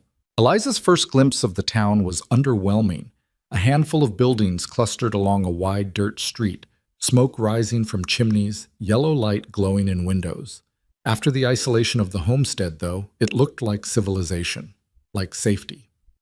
Caleb guided the horse down the main street, and Eliza saw the buildings he'd described. The general store, its porch stacked with goods. The saloon, already noisy with evening customers. A small church with a white steeple. And at the far end of the street, a large two-story building with a sign that read, "Chen's Boarding House." They stopped in front of it. Caleb helped Eliza down from the sledge, and she stood for a moment, Noah in her arms, looking up at the building that might become her new home. "Ready?" Caleb asked. "No, but let's go anyway." The door opened before they could knock. A woman stood there, small and neat, with black hair pulled back in a bun and dark eyes that took in everything at once. She was perhaps 50, with the kind of face that could look stern or kind depending on her mood. "Caleb Hart," she said, her voice carrying a trace of an accent Eliza couldn't place. "I wondered if you'd make it back before the next storm." "Mrs. Chen," Caleb removed his hat. "I brought someone who needs your help. This is Eliza Moore, Thomas Moore's widow, and her son Noah." Mrs. Chen's expression shifted immediately from businesslike to compassionate. "Come in, come in. You must be frozen." She stepped aside, gesturing them into a warm hallway that smelled of cooking food and wood smoke. "I heard about your husband, Mrs. Moore. I'm very sorry for your loss." "Thank you," Eliza managed. They followed Mrs. Chen down the hallway and into a large parlor. A fire burned in the hearth, and several women sat in chairs around it, sewing or reading. They looked up with open curiosity as Eliza entered. "Ladies, this is Mrs. Eliza Moore. She'll be staying with us for a while." Mrs. Chen's tone made it clear that gossip would not be tolerated. "Mrs. Moore, these are some of my other guests. That's Mrs. Patterson. She teaches at the school. Miss Sarah Reeves, she's passing through on her way to California. And Mrs. Dorothy Hutchinson." At the last name, Eliza's head snapped up. "Hutchinson? Martha Hutchinson's family?" Dorothy Hutchinson, a plump woman with a kind face, smiled. "You know Martha. She's my sister-in-law, lives 5 miles east of here with her husband and children." "She was my nearest neighbor," Eliza said. "We only met once, but she was kind." "That's Martha, kind to a fault." Dorothy set down her sewing and stood. "I'm in town visiting for a few weeks. It's good to meet you properly, Mrs. Moore." The other women murmured greetings, and Eliza felt overwhelmed by the sudden presence of so many people. After weeks of isolation, even friendly faces felt like too much. Mrs. Chen seemed to sense this. "Ladies, please excuse us. I need to get Mrs. Moore settled." She turned to Eliza. "Come with me. I'll show you your room." They climbed a narrow staircase to the second floor. The hallway was clean and plain, with doors on either side. Mrs. Chen opened one near the end. "This will be yours. It's small, but it's warm and private. There's a bed, a dresser, a chair, wash basin on the dresser, chamber pot under the bed. Outhouse is behind the building, but I keep a thunder mug in each room for night use." She gestured around the space, which was indeed small but clean and welcoming. "Meals are at 7 in the morning, noon, and 6 in the evening.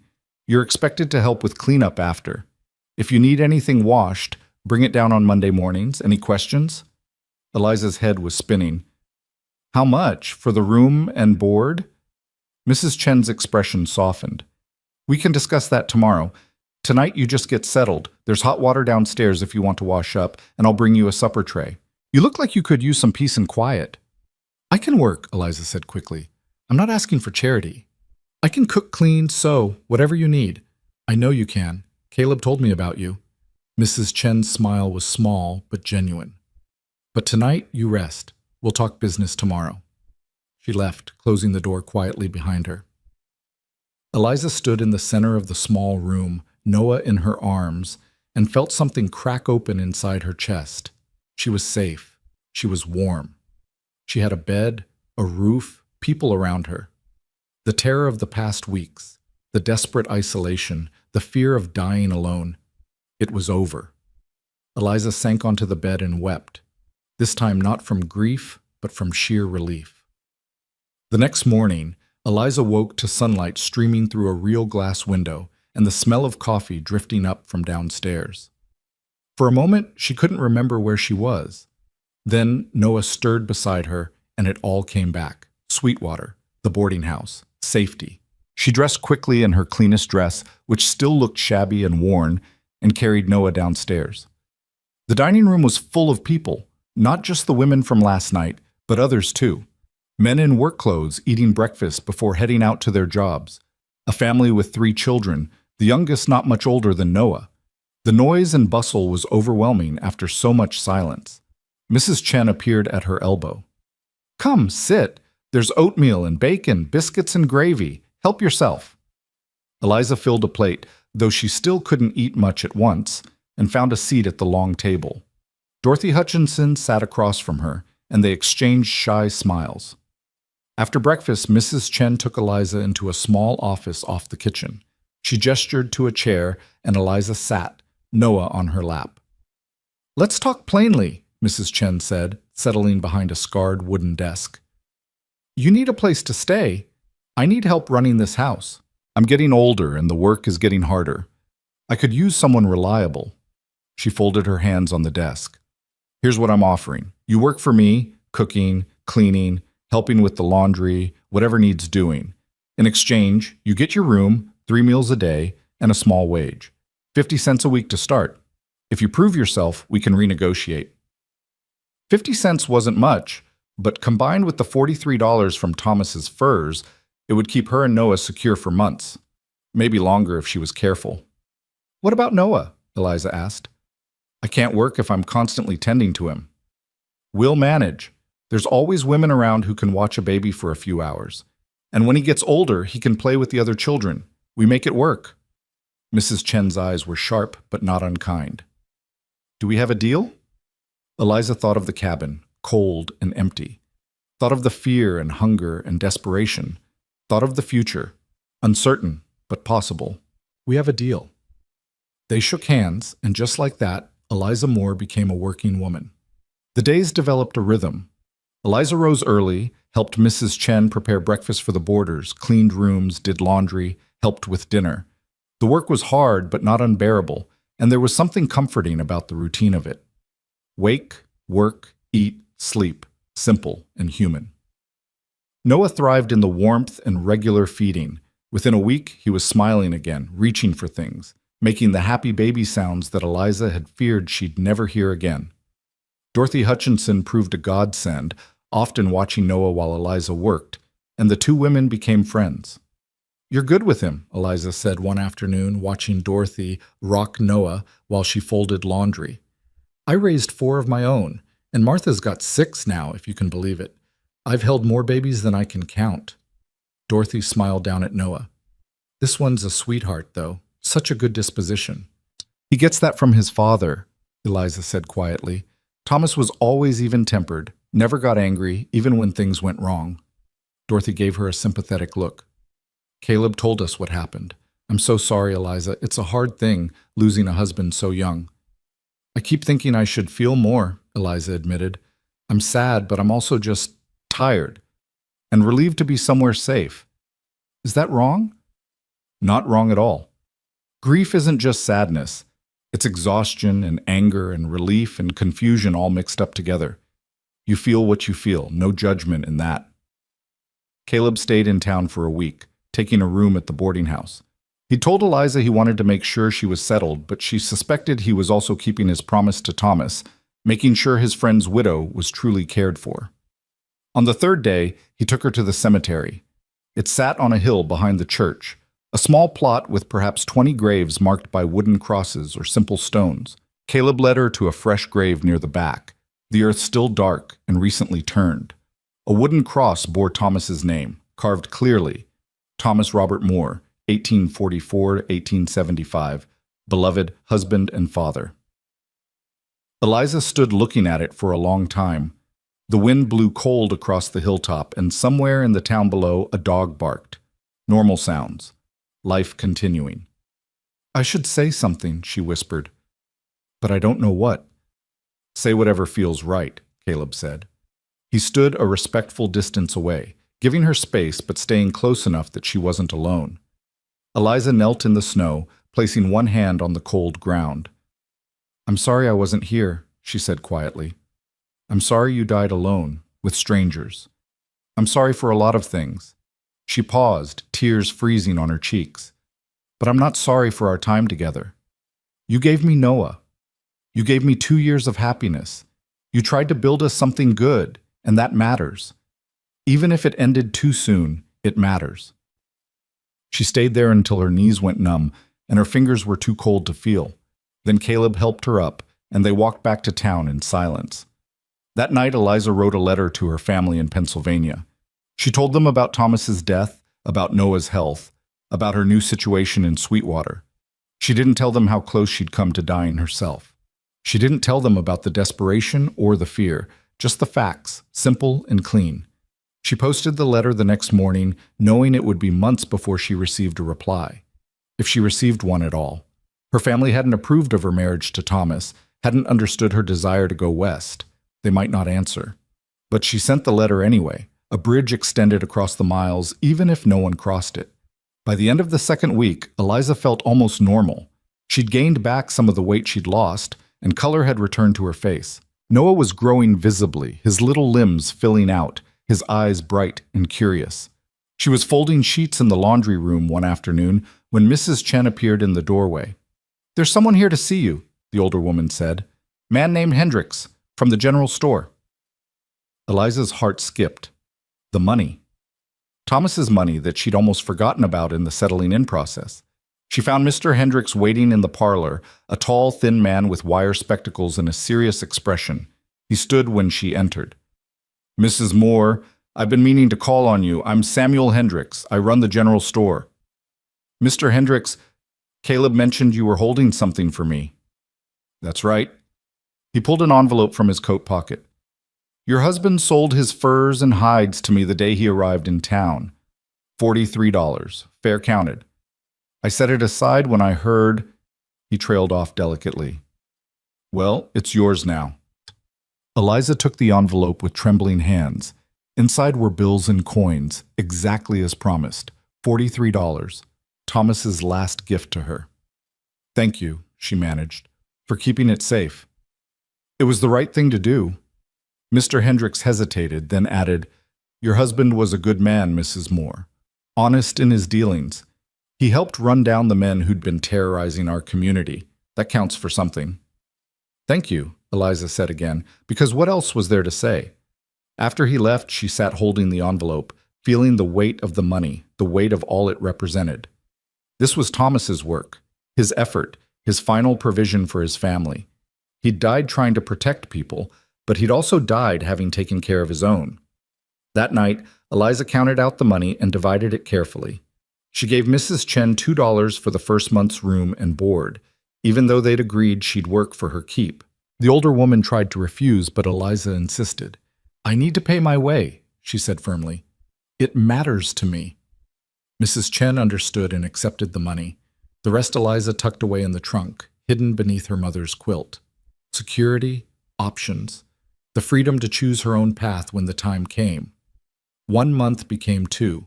Spring was still far off, but the days were getting imperceptibly longer. Eliza settled into her new life with surprising ease.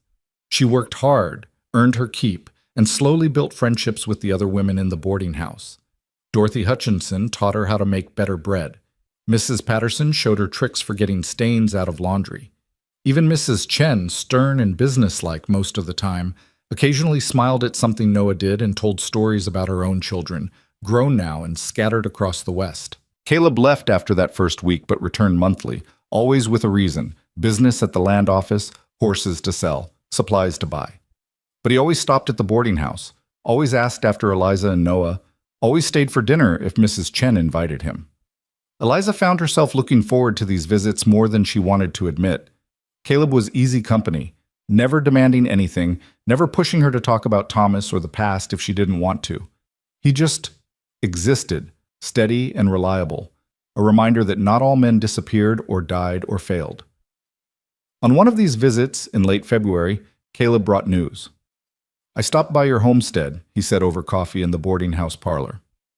"Made sure everything was secure, fixed a shutter that had come loose in the wind. The cabin's holding up fine." "Thank you for checking." Eliza poured more coffee into his cup. "I've been thinking about it, about what to do come spring." "And?" "I don't know yet. Part of me wants to go back, try to work it. But another part knows that's foolish. I can't run a homestead alone with a baby, no matter how much I want to." Caleb nodded slowly. Those are both true things. Wanting to go back and knowing you can't are not contradictory. "So what do I do?" "You've got time still to decide.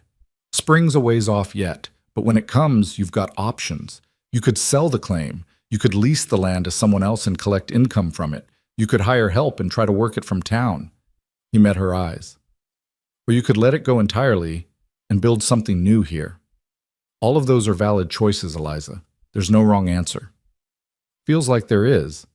Feels like giving up the land would be giving up on Thomas's dream. Thomas's dream was to build a good life with you. The land was just a means to that end. If the land doesn't serve that purpose anymore, it's just dirt." Caleb's voice was gentle but firm. "Don't hold on to something that's hurting you just because you think you should. Thomas wouldn't want that." The words settled into her like seeds, quiet but persistent. Maybe Caleb was right. Maybe holding on to the cabin, the claim, the dream of frontier homesteading was less about honoring Thomas and more about her own fear of letting go. That night, Eliza lay in bed with Noah sleeping beside her and thought about futures, about the choices that lay ahead and the woman she was becoming in the aftermath of loss. She wasn't the same person who'd arrived in Wyoming 2 years ago, starry-eyed and in love. She wasn't even the same person who'd opened the cabin door to Caleb 3 months ago, desperate and dying. She was something new, something harder but also stronger, something shaped by survival. And maybe, just maybe, that was exactly who she needed to be. March arrived with false promises of spring. The snow melted during the day, turning the streets of Sweetwater into rivers of mud, then froze again at night into treacherous ice. Eliza learned to navigate the unpredictable weather, learned which boardwalks were safest, which shortcuts through town were worth the risk. She also learned the rhythms of the boarding house more deeply. Mrs. Chen ran a tight operation, but there was flexibility within the structure. When Noah was fussy, the other women stepped in without being asked. When Eliza had a particularly hard day, the grief hitting her in unexpected waves, Mrs. Chen would assign her tasks that required less interaction, letting her work through it in her own way. "You're doing well," Mrs. Chen said one morning as they prepared breakfast together. The older woman's hands moved efficiently, cracking eggs into a bowl. "Better than most widows I've seen. You've got steel in you." "I don't feel like steel. I feel like I'm barely holding together." That's what steel looks like when it's being forged. All heat and pressure and the feeling you might break. But you don't break. You bend, you reshape, you become stronger. Mrs. Chen whisked the eggs vigorously. Give yourself credit for that. Eliza carried those words with her through the morning, through washing dishes and scrubbing floors and changing Noah's diapers. Steel being forged. Maybe that's exactly what this was. That afternoon, Dorothy Hutchinson invited her for tea in the parlor. Several of the other boarding house women joined them. Mrs. Patterson, Sarah Reeves, who was still waiting for the passes to clear so she could continue to California, and a new arrival named Anne Cordell, a young woman whose husband had died in a mining accident. We thought you might want to talk, Dorothy said, pouring tea into mismatched cups. About what comes next. We've all been where you are, in one way or another. Alone and trying to figure out how to keep going. Eliza looked around the circle of women. Each face held its own story of loss and survival. Mrs. Patterson's husband had died of consumption 3 years ago, leaving her with no children and no means of support until she discovered she could teach. Sarah's fiancé had been killed by bandits on the trail west, but she'd continued alone rather than turn back. Anne was only 22, her husband dead barely a month. "How do you do it?" Eliza asked quietly. "How do you wake up every day and keep going when the person you planned your life with is gone?" "You just do," Mrs. Patterson said simply. She was older than the others, perhaps 45, with gray threading through her brown hair. "Not because you're brave or strong, but because the alternative is lying down and dying, and most of us are too stubborn for that." Sarah laughed, a sound both bitter and genuine. "Stubborn is right. My mother told me I was too stubborn to know when to quit. Guess she was right about that." "It gets easier," Dorothy added. "Not better, exactly. You don't stop missing them. But the missing becomes something you can live with instead of something that drowns you. Time does that, whether you want it to or not." Anne, the youngest and newest to grief, spoke up softly. "Do you think about remarrying? Is that even allowed? William's only been gone a month, but people are already suggesting I need to find another husband, like he was just replaceable."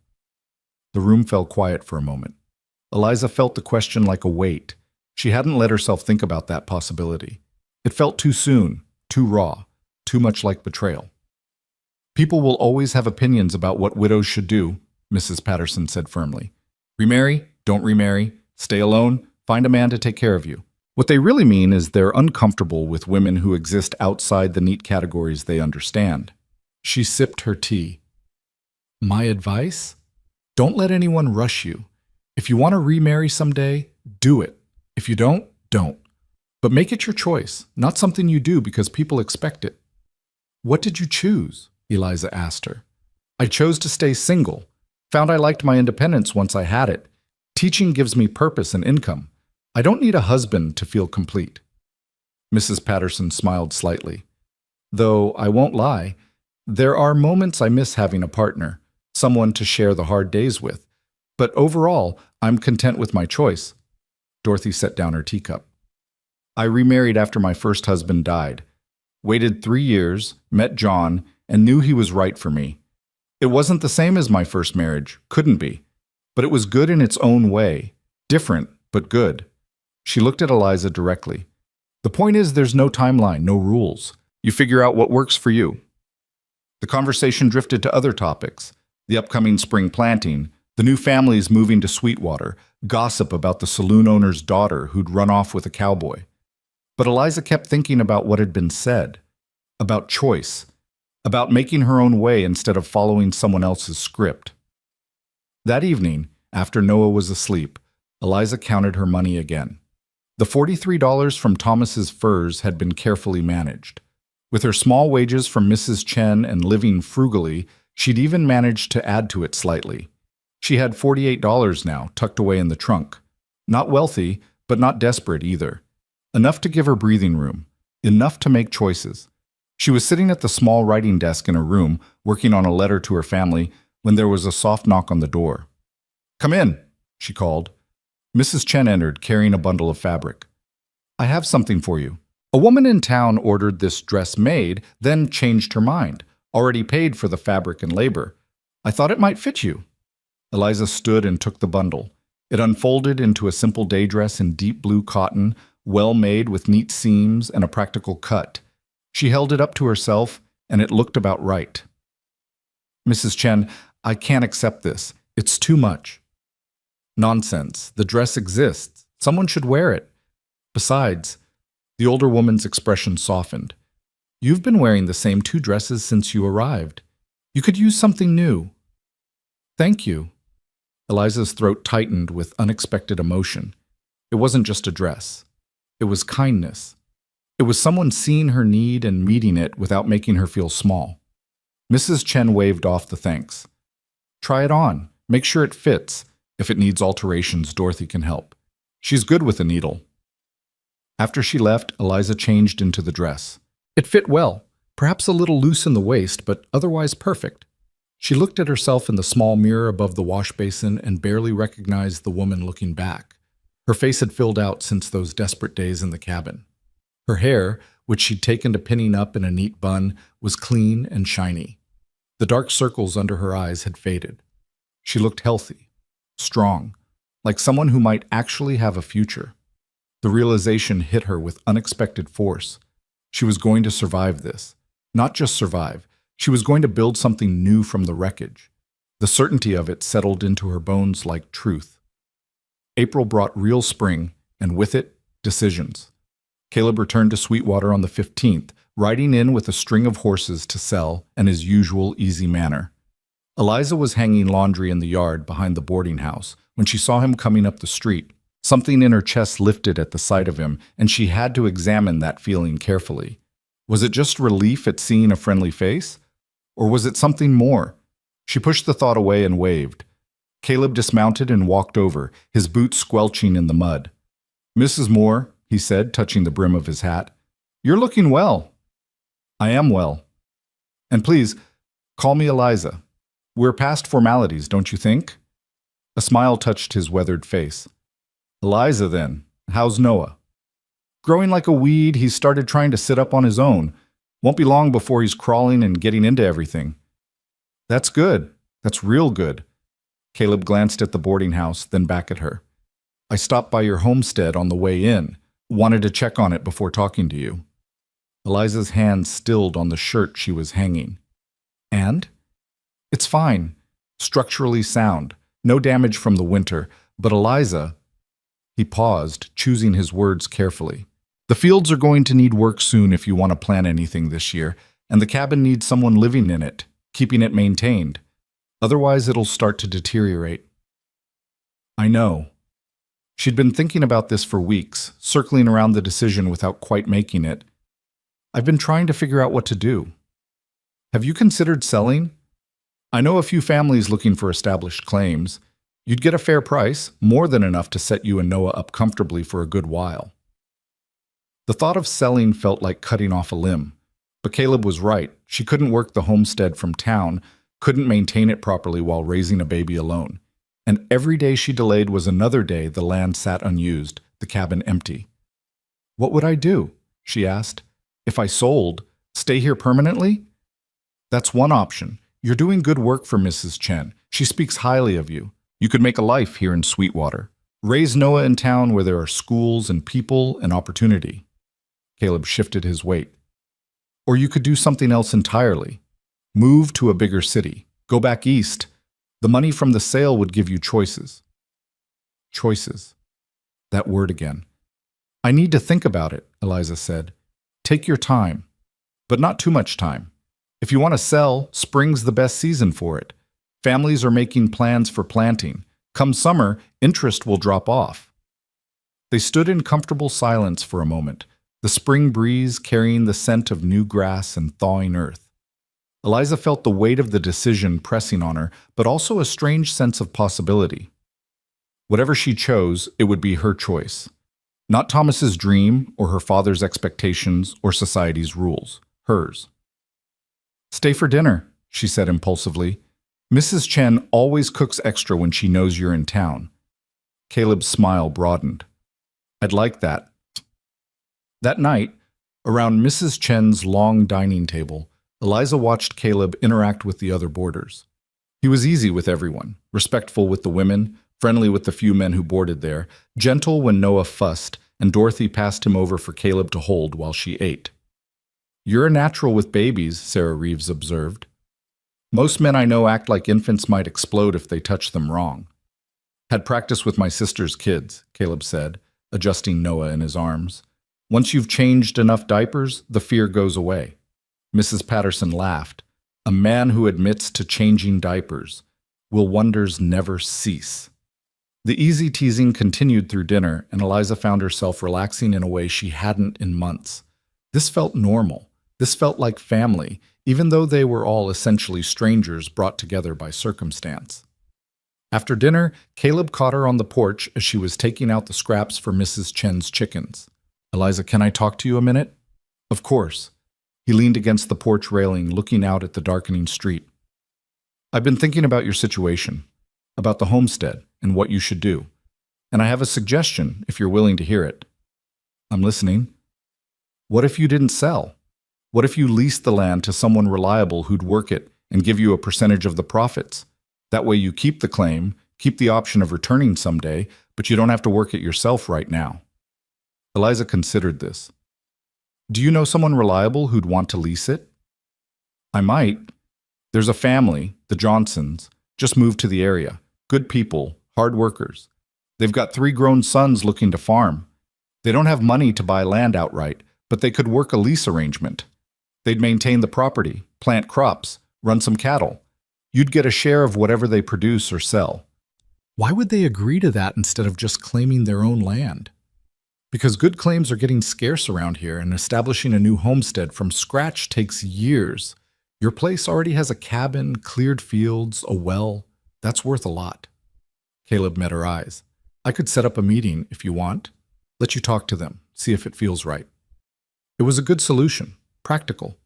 It would give her income without the burden of working the land herself, and it kept her options open for the future. But there was something else in Caleb's offer, something that made her look at him more closely. Why are you doing this? She asked. All of this. You kept your promise to Thomas. You made sure I was safe, got me to town, helped me get settled. You've done more than enough. So why are you still helping?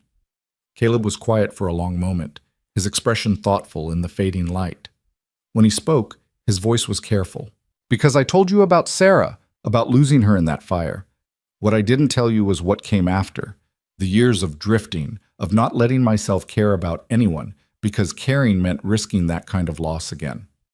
He looked at her directly. But somewhere along the way, I realized that protecting yourself from loss also means cutting yourself off from life, from connection, from the things that make being alive worthwhile. Eliza's heart was beating faster. She thought she knew where this was going, but she wasn't sure how she felt about it. When I met Thomas, when I made that promise to him, I thought I was just doing a favor for a decent man. But when I came to your cabin and found you and Noah, he paused. I saw myself, Eliza, saw what I'd been doing. You were dying, but you were still fighting, still trying to care for your son even when you had nothing left. That kind of courage, that kind of strength, it reminded me what matters. Caleb, I'm not saying this to pressure you or to suggest anything improper. I know it's too soon. You're still grieving, still finding your feet. I respect that completely. His gray eyes were steady, honest. But I want you to know that I'm here. Not out of obligation or pity, but because I choose to be. Because helping you, being around you and Noah, has reminded me how to live instead of just exist.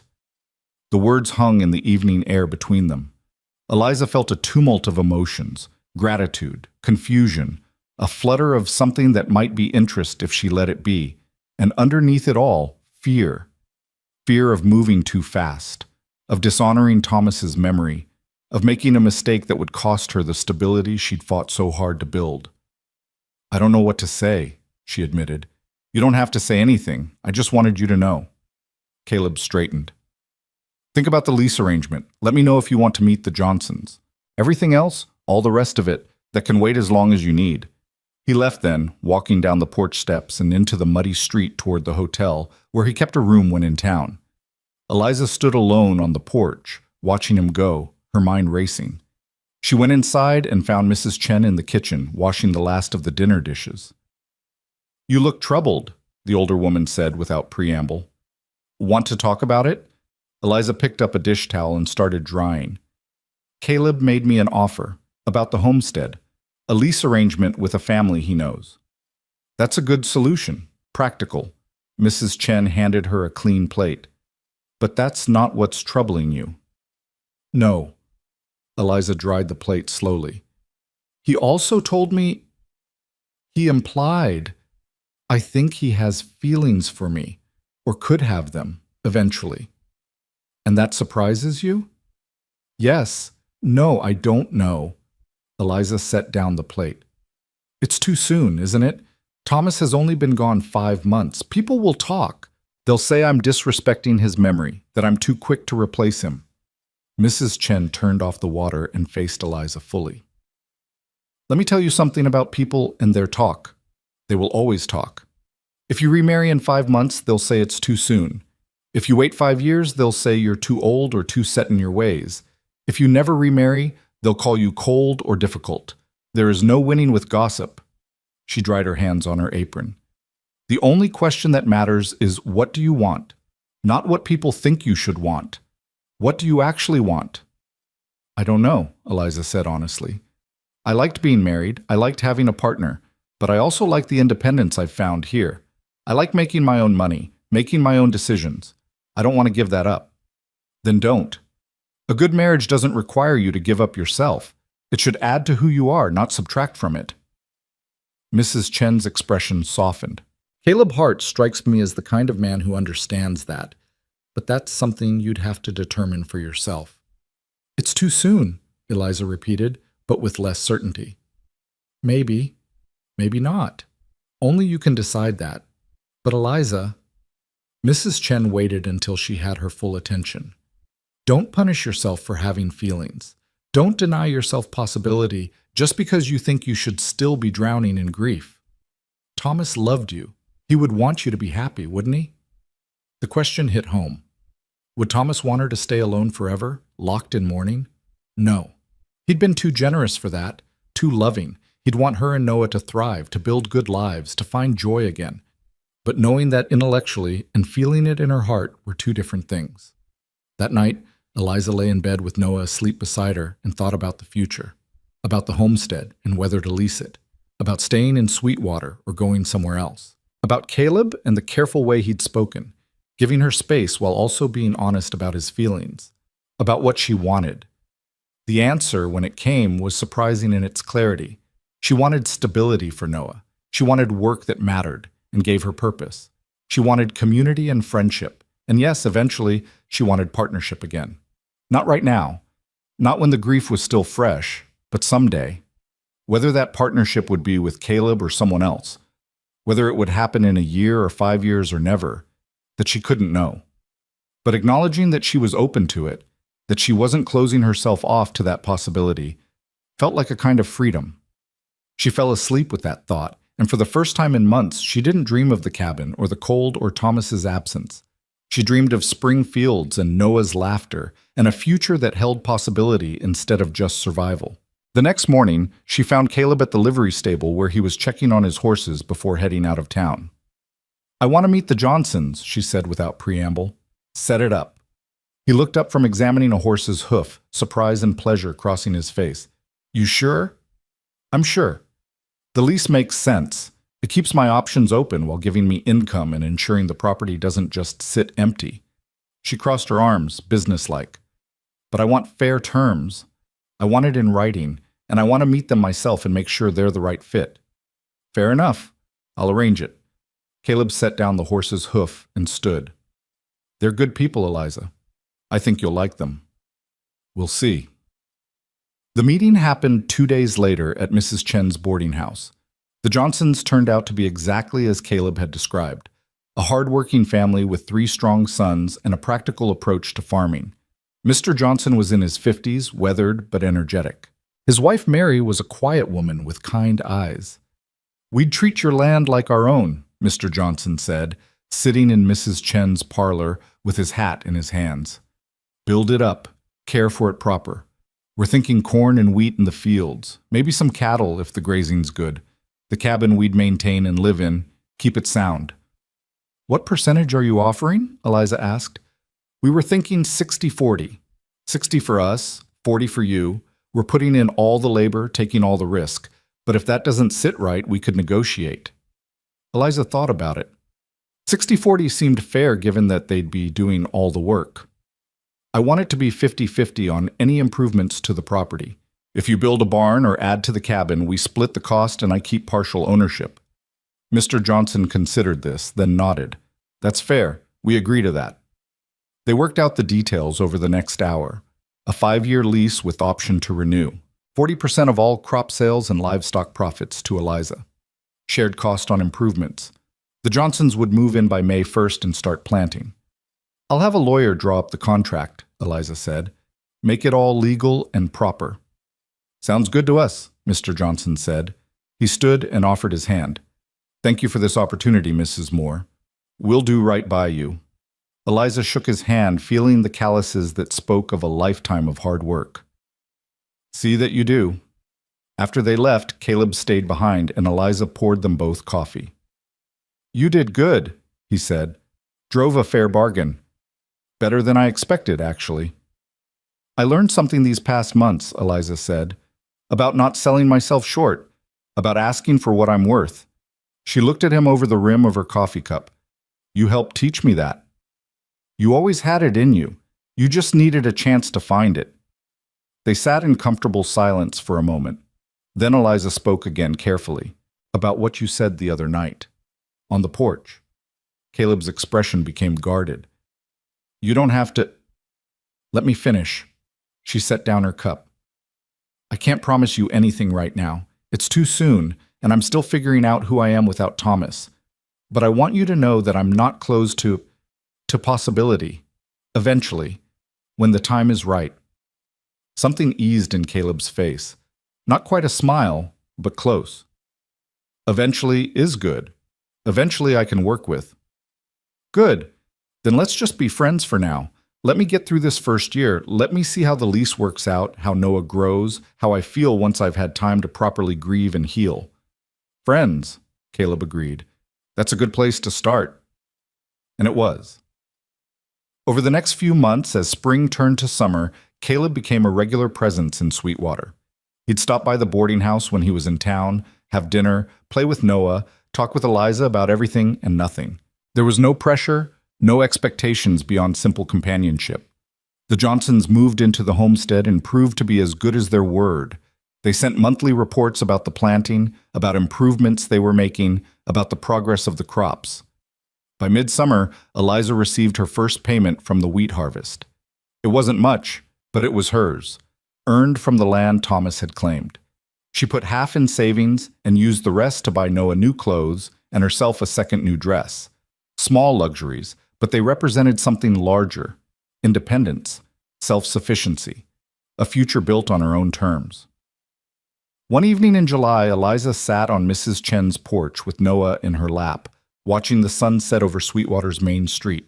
The baby was chattering nonsense, grabbing at her fingers, happy and healthy and growing strong. She thought about this cabin where she'd nearly died, about Thomas buried on the hill behind the church, about the woman she'd been and the woman she was becoming.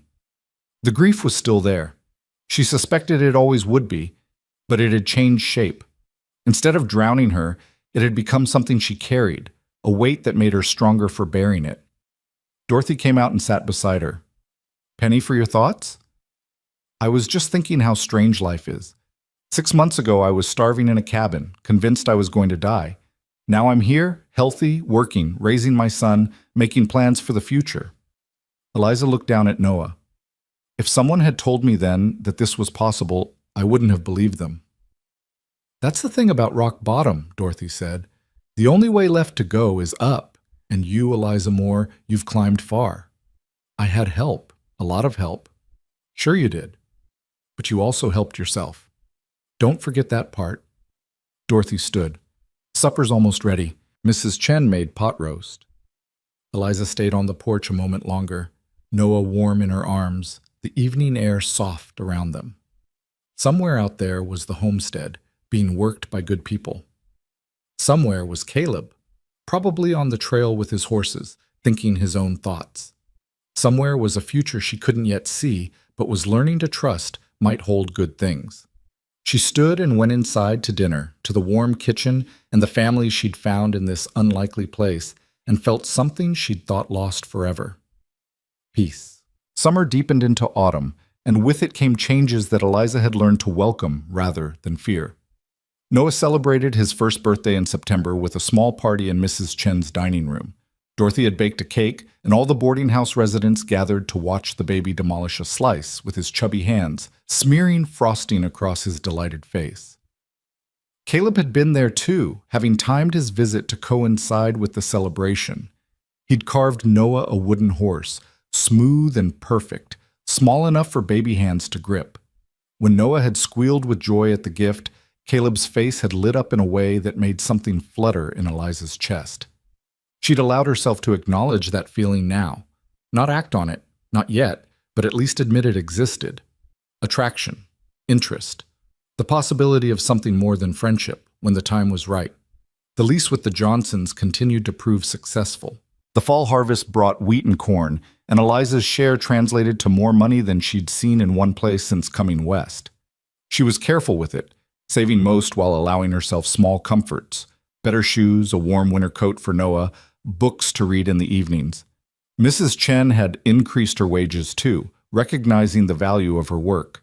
Eliza had become indispensable to the running of the boarding house, managing not just the cleaning and cooking but also the accounts when Mrs. Chen's eyes grew too tired for the close work of numbers. "You have a head for business," Mrs. Chen observed one October afternoon as they reviewed the month's expenses together. "Better than mine, honestly. You see patterns I miss." "My father kept the books for his shop back in Pennsylvania. He taught me young." Eliza made a notation about a supplier who was charging too much for flour. "We should try Morrison's Mill instead. Their prices are better and the quality's the same." "See? That's exactly what I mean." Mrs. Chen sat back in her chair. "Eliza, I want to talk to you about something." The serious tone made Eliza look up from the ledger. "What is it?" "I'm getting old. My hands ache in the mornings, my back protests the heavy work. I've been thinking it's time to slow down, maybe even consider selling the boarding house and retiring." Mrs. Chen held up a hand before Eliza could protest. "I'm not saying I've decided, but I am saying I need to plan for the future. And part of that plan involves you if you're willing." Eliza's heart was beating faster.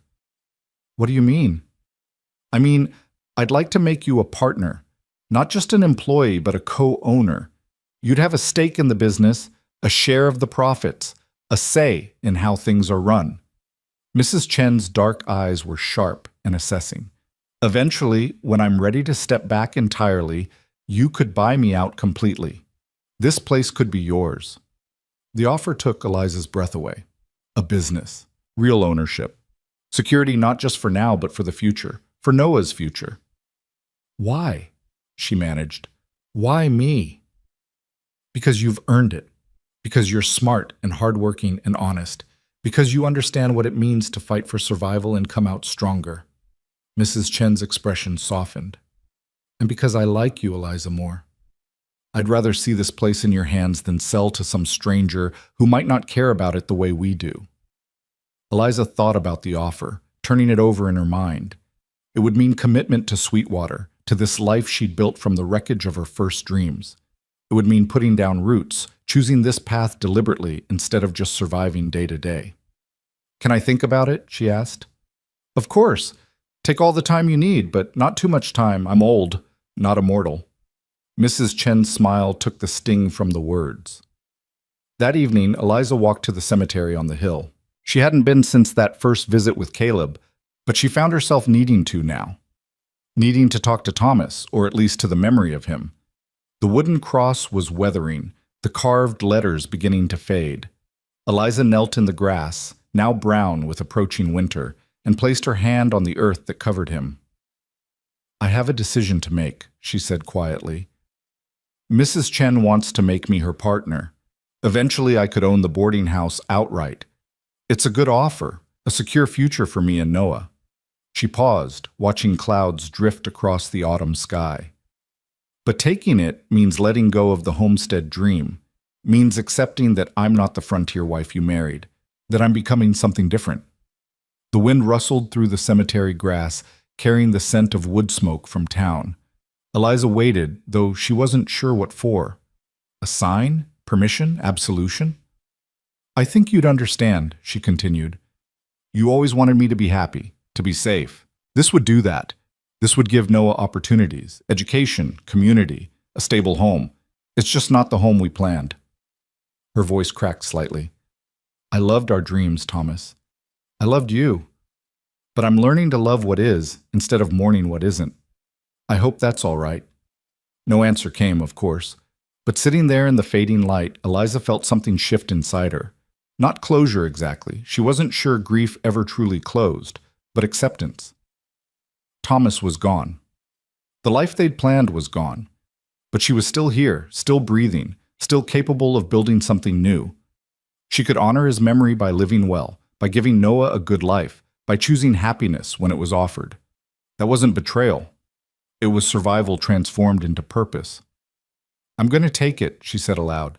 "The partnership. I'm going to build something here, something solid and lasting, and I'm going to be happy, Thomas. Eventually. When I'm ready." She stood, brushing grass from her skirt. "Thank you for the time we had.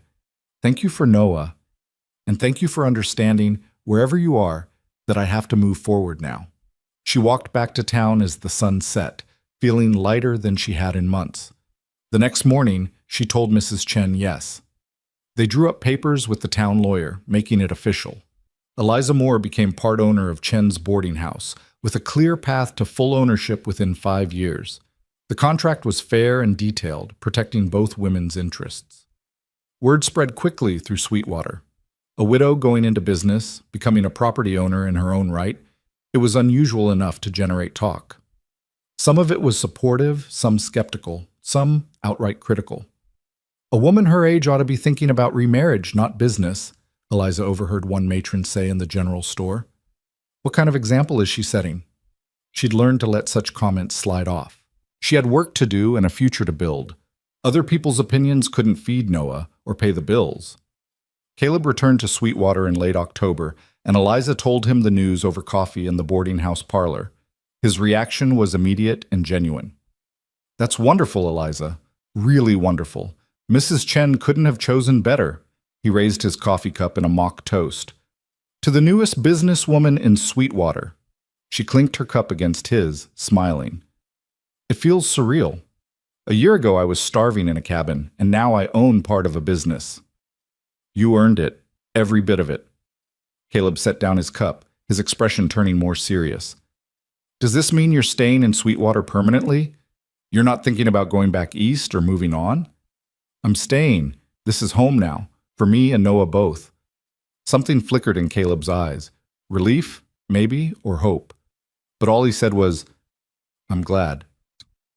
They fell into their usual easy conversation, talking about the boarding house, the lease payments from the Johnsons, Noah's latest accomplishments. But underneath the casual talk, Eliza sensed a question waiting to be asked. Finally, as they were finishing their coffee, Caleb spoke carefully. "Eliza, it's been over a year now since Thomas died. I know you asked for time, and I've tried to respect that. But I need to know, is there a chance, for us, I mean, eventually?" The directness of it should have flustered her, but instead Eliza found it refreshing. She appreciated honesty, especially after so much uncertainty. "I think so," she said slowly. "I'm not ready yet to make promises or commitments, but yes, Caleb, I think there's a chance. You've been patient and kind and respectful. You've been a friend when I needed one most. Those aren't small things. But," he heard the hesitation in her voice, "but I need to be sure I'm choosing you for the right reasons. Not because you saved me, not out of gratitude or loneliness, but because it's what I truly want." She met his eyes. "You deserve that. Someone who chooses you deliberately, not just because you're there." Caleb nodded slowly. "That's fair, more than fair, and I can wait, Eliza. I'm good at waiting." "I know you are. That's one of the things She paused, then finished honestly. "One of the things I'm starting to love about you." The word hung between them. Love, not quite spoken, but acknowledged.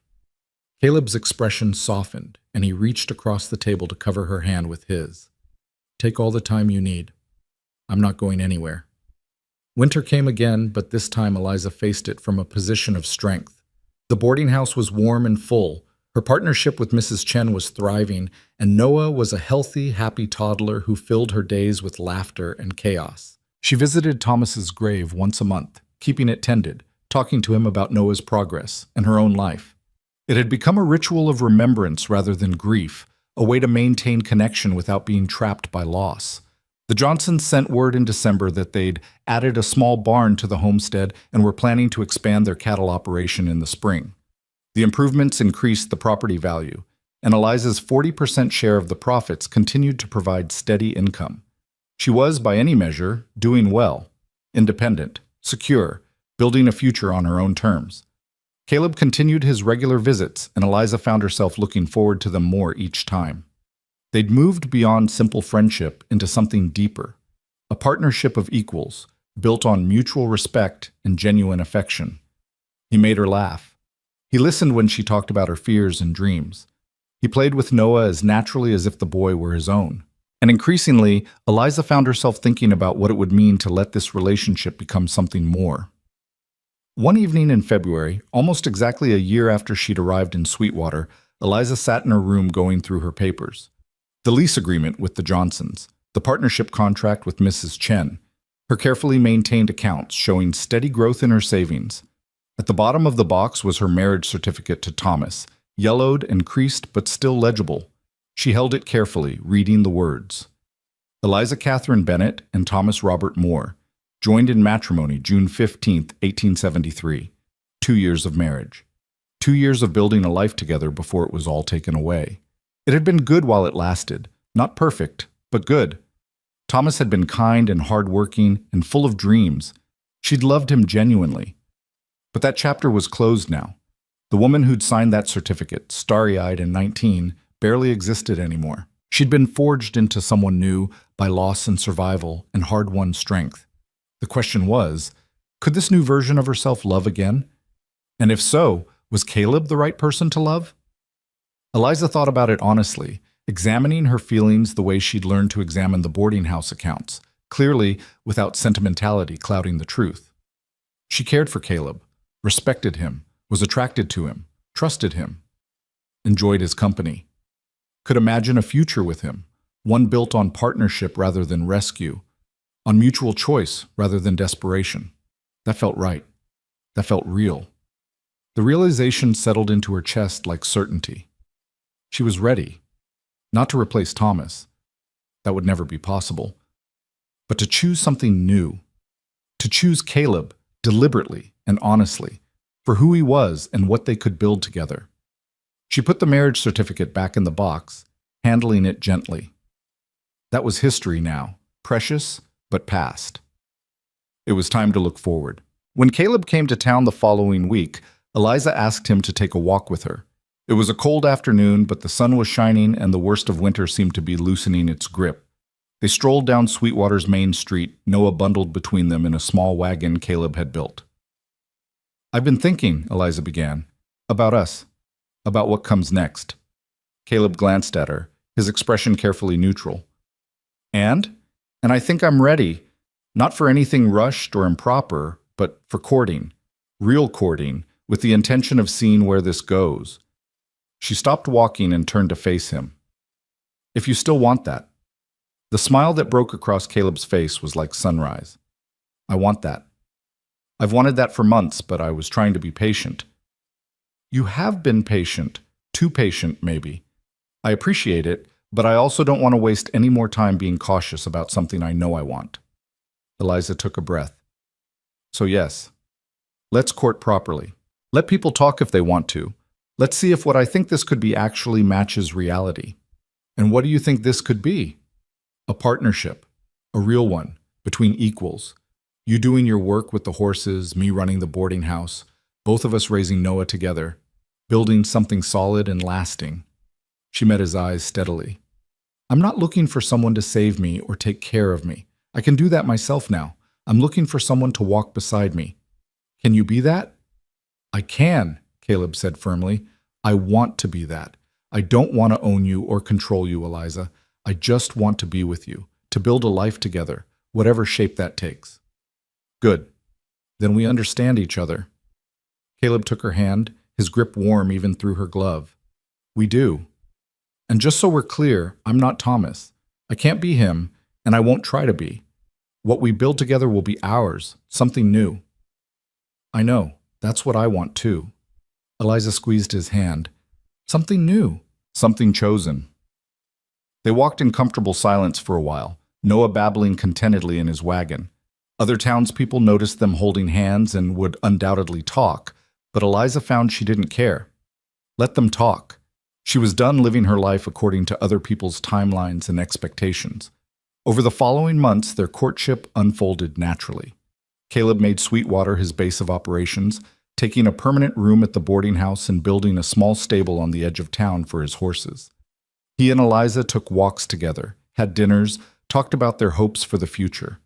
He was good with Noah, patient and playful. The boy started calling him Cal and would squeal with delight whenever Caleb arrived. Watching them together, Eliza's heart would swell with a feeling she was learning to trust again. Happiness. Mrs. Chen, observing the developing relationship, gave her blessing without being asked. "He's a good man, and you're good together. Different from you and Thomas, but that's not a bad thing." "You don't think it's too soon?" Eliza asked. They were working in the kitchen together, preparing dinner for the boarders. "Too soon according to who? Society says a widow should mourn for at least a year, preferably 2, but society doesn't have to live your life. You do." Mrs. Chen handed her a bowl of potatoes to peel. "Besides, you did mourn. You still mourn in your way, but mourning doesn't mean you stop living. Thomas wouldn't have wanted that." "No, he wouldn't have." Eliza started peeling, the familiar task letting her think. "I used to feel guilty about being happy, like I was betraying his memory, but I'm starting to understand that's not how love works. Loving Thomas doesn't mean I can't love someone else. The heart's not a finite resource." "Exactly. And from what I can see, you and Caleb are building something honest and good. That's worth celebrating, not hiding." In May, almost a year and a half after Thomas's death, Caleb asked Eliza to marry him. They were at the homestead, visiting to check on the Johnsons' progress. The family had done remarkable work. The fields were green with growing wheat, the barn was sturdy and well built, and they'd even planted a small orchard of apple trees. "Thomas would have loved this," Eliza said, looking at the thriving farm. "He always wanted apple trees." "He had good instincts about the land," Caleb agreed. They were standing near the cabin, the same cabin where he'd found her dying. "The Johnsons say they'd like to extend their lease another 5 years. They're talking about adding a second barn." "That's good. It means the land is serving a purpose, helping a family build something." Eliza looked at the cabin thoughtfully. "I thought I'd feel sadder being here, but I don't. It's just a place now, not a shrine." "Is that a good thing?" "I think so. It means I've moved on. Not forgotten, but moved on." She turned to Caleb. "I'm ready for the next chapter." Caleb took both her hands in his. "Then let's write it together. Marry me, Eliza. Not because you need saving or I need fixing, but because we choose each other. Because we're better together than apart." The proposal was simple and honest, exactly like Caleb himself. Eliza felt tears prick her eyes, but they were good tears, happy tears. "Yes," she said. "Yes, I'll marry you." He kissed her then, gentle and sweet, and it felt right. Not the same as kissing Thomas had felt. That had been youthful passion and dreams of the future. This was different, deeper, built on understanding and respect and genuine partnership. They married in July, a small ceremony at the church with the boarding house residents and a few townspeople in attendance. Dorothy Hutchinson stood up with Eliza, and one of Caleb's horse trading partners served as his best man. Noah, now almost 2, toddled down the aisle carrying rings on a cushion Dorothy had sewn specially for the occasion. Mrs. Chen had closed the boarding house for the day, and the reception was held in the dining room Eliza had worked in for the past year and a half. There was food and laughter and dancing, and when Caleb spun Eliza around the floor, she felt something she'd thought lost forever, pure, uncomplicated joy. They didn't go on a honeymoon. There was too much work to do, and neither of them saw the need. Their life together would be the adventure. Instead, they moved into a small house Caleb had bought on the edge of town, close enough to the boarding house that Eliza could continue her work, but far enough to have their own space. It was modest, 3 rooms, a small kitchen, a yard where Noah could play. But it was theirs, chosen and purchased together, a symbol of their partnership. That first night in their new home, after Noah was asleep and they were sitting together on their porch, Caleb spoke quietly. "I want you to know something. This house, the life we're building, it's ours together. Your money from the boarding house and the homestead lease, my money from the horses. It's all shared, equal partners in everything. You don't have to say that, Eliza replied. I know you see me as an equal. I do, but I want to be clear about it. I've seen too many marriages where the husband controls everything and the wife has no say, no independence. That's not what I want for us. He took her hand. Your business with Mrs. Chen, your share of the homestead profits, those remain yours. What's mine is yours too, but I'll never ask you to give up what you've built. The words touched something deep in Eliza's heart. This was what partnership looked like. Not one person rescuing another, but two people walking side by side, each bringing their own strength to the journey. Thank you, she said simply, for understanding that matters to me. Of course it matters. You fought too hard for your independence to give it up now. They sat in comfortable silence, watching fireflies dance in the summer darkness. Eliza thought about the journey that had brought her here, the desperate cabin, the starvation, the knock on the door that had saved her life. Caleb's arrival had been the turning point, but what came after had been her own doing, her strength, her choices. Her hard-won survival transformed into thriving. The months turned to years, and the life Eliza and Caleb built together flourished. The boarding house partnership continued successfully, with Eliza managing the day-to-day operations while Mrs. Chen gradually stepped back. When the older woman passed away peacefully in her sleep 3 years after the wedding, she left her full share of the business to Eliza, making her the sole owner. Noah grew into a bright, energetic boy who loved both his mother and the man he'd learned to call Pa. Caleb treated him exactly as if he were his own son, never making distinctions, never making the boy feel less than fully loved. 2 years after their wedding, Eliza gave birth to a daughter they named Sarah, after Caleb's first love. It was Eliza's idea, a way of honoring the past while embracing the future. Caleb had wept when she suggested it. "You're sure?" he'd asked. "It doesn't bother you?" "She was part of your story," Eliza had replied. "Just like Thomas is part of mine. We don't erase our pasts. We carry them with us and let them make us better." The boarding house became known throughout Wyoming as one of the best-run establishments in the territory. Eliza's business acumen, combined with her genuine care for the people who stayed there, created a reputation that brought steady customers and steady income. The homestead lease with the Johnsons continued year after year. Their improvements transformed the property into a prosperous farm, and Eliza's share of the profits provided additional security for her family. Eventually, when Mr. Johnson approached her about buying the land outright, she agreed, selling it to them at a fair price that reflected both the property's value and the work they'd put into it. She used part of the money to expand the boarding house, adding several more rooms and modernizing the kitchen. The rest she saved for Noah and Sarah's futures, knowing the value of having resources when you needed them. Caleb's horse business thrived as well, his reputation for fair dealing and good stock spreading throughout the territory.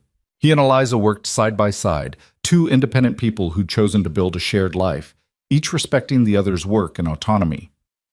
On a summer evening 5 years after their wedding, Eliza stood on the porch of their house watching Noah, now 7, teach 6-year-old Sarah how to ride the gentle mare Caleb had given her. The children's laughter rang out across the yard, pure and joyful. Caleb came out and stood beside her, his arms settling comfortably around her waist.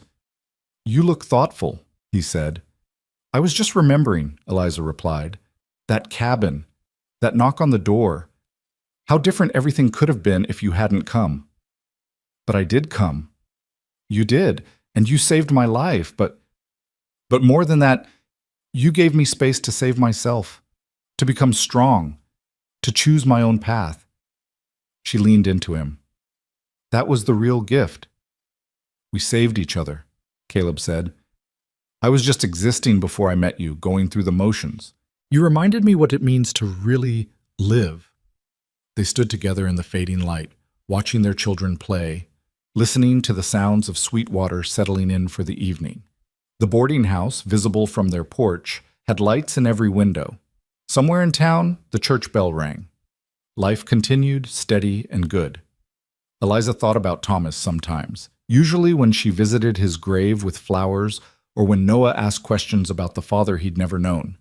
She told her son the truth, that Thomas had been brave and kind and full of dreams, that he'd loved them both, that his death had been heroic even if it was also tragic. And she told him something else, too. People don't just get one chance at love or one path in life. We get to choose again and again, rebuilding when things fall apart, finding new dreams when old ones die. Your father gave me you, and that was a precious gift. But Caleb gave me the chance to become who I needed to be. Both of those things are true. Both of those men shaped our lives. Noah seemed to understand in the way children do that life was complicated, and that was all right. As darkness fell, Caleb called the children in for bed. Eliza followed them inside into the warm house filled with the sounds of family. She helped Sarah into her nightgown while Caleb settled Noah down.